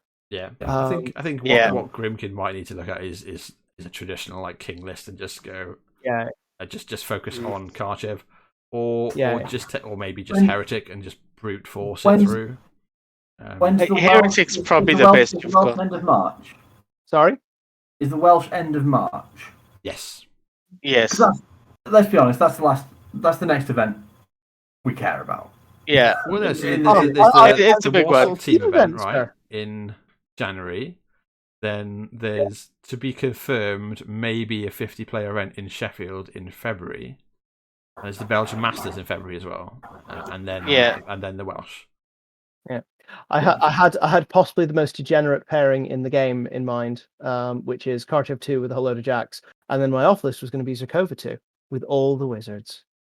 So many wizards, also known as the "you have no friends" pairing.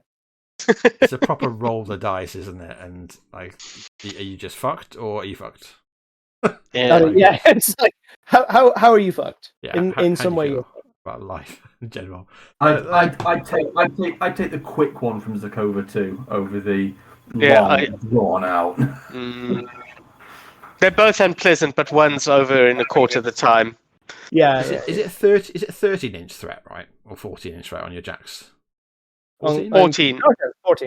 14. 15 if you bring Beast 9 for some reason. Or a Spriggan. Or a Spriggan, yeah. The Spriggan's interesting because I still think he's a bit expensive, but Yeah. The Karchev doesn't want to spend 17 points on a Jack. That's that's like big money. Like two of those, and you're getting towards like another Jack. Yeah. But I think it is important to note, and yeah, have we complained about death, Dev, on this? Yeah, of course we have. Yes. Absolute nonsense. But I think the game in general is in a far better place than it was 6 months ago. I think we didn't spend the episode complaining about Death Archons. The designers are doing a great job. They were asleep at the wheel on this one, but that's fine. But what's different now to when things have been broken before is that's why I was asking about the Welsh, because I'm pretty confident they'll fix it. Yeah. And I've never had that confidence there's before. There's time to do something. Yeah, I agree. I wonder if Deathchev was actually one of Hungerford's last touches before he left. There's a long time, right, through the design process. If I had to place a bet, I would say yes. Yeah, that's right. Yeah, I'd place a bet and say yes. This Riot is Quest, one of the last of the Riot Quest like abominations, and from there we can hope. And yeah, I'm pretty confident. I feel pretty optimistic that we will see an adjustment if he's just shitting all over everyone.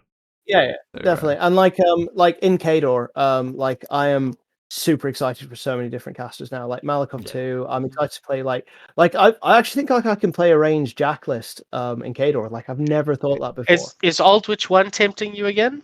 Like the pairing I took to the Sherwood event was Aldwych 1 and Malakov. Which one wasn't it? Yeah. Oh, nice. Okay.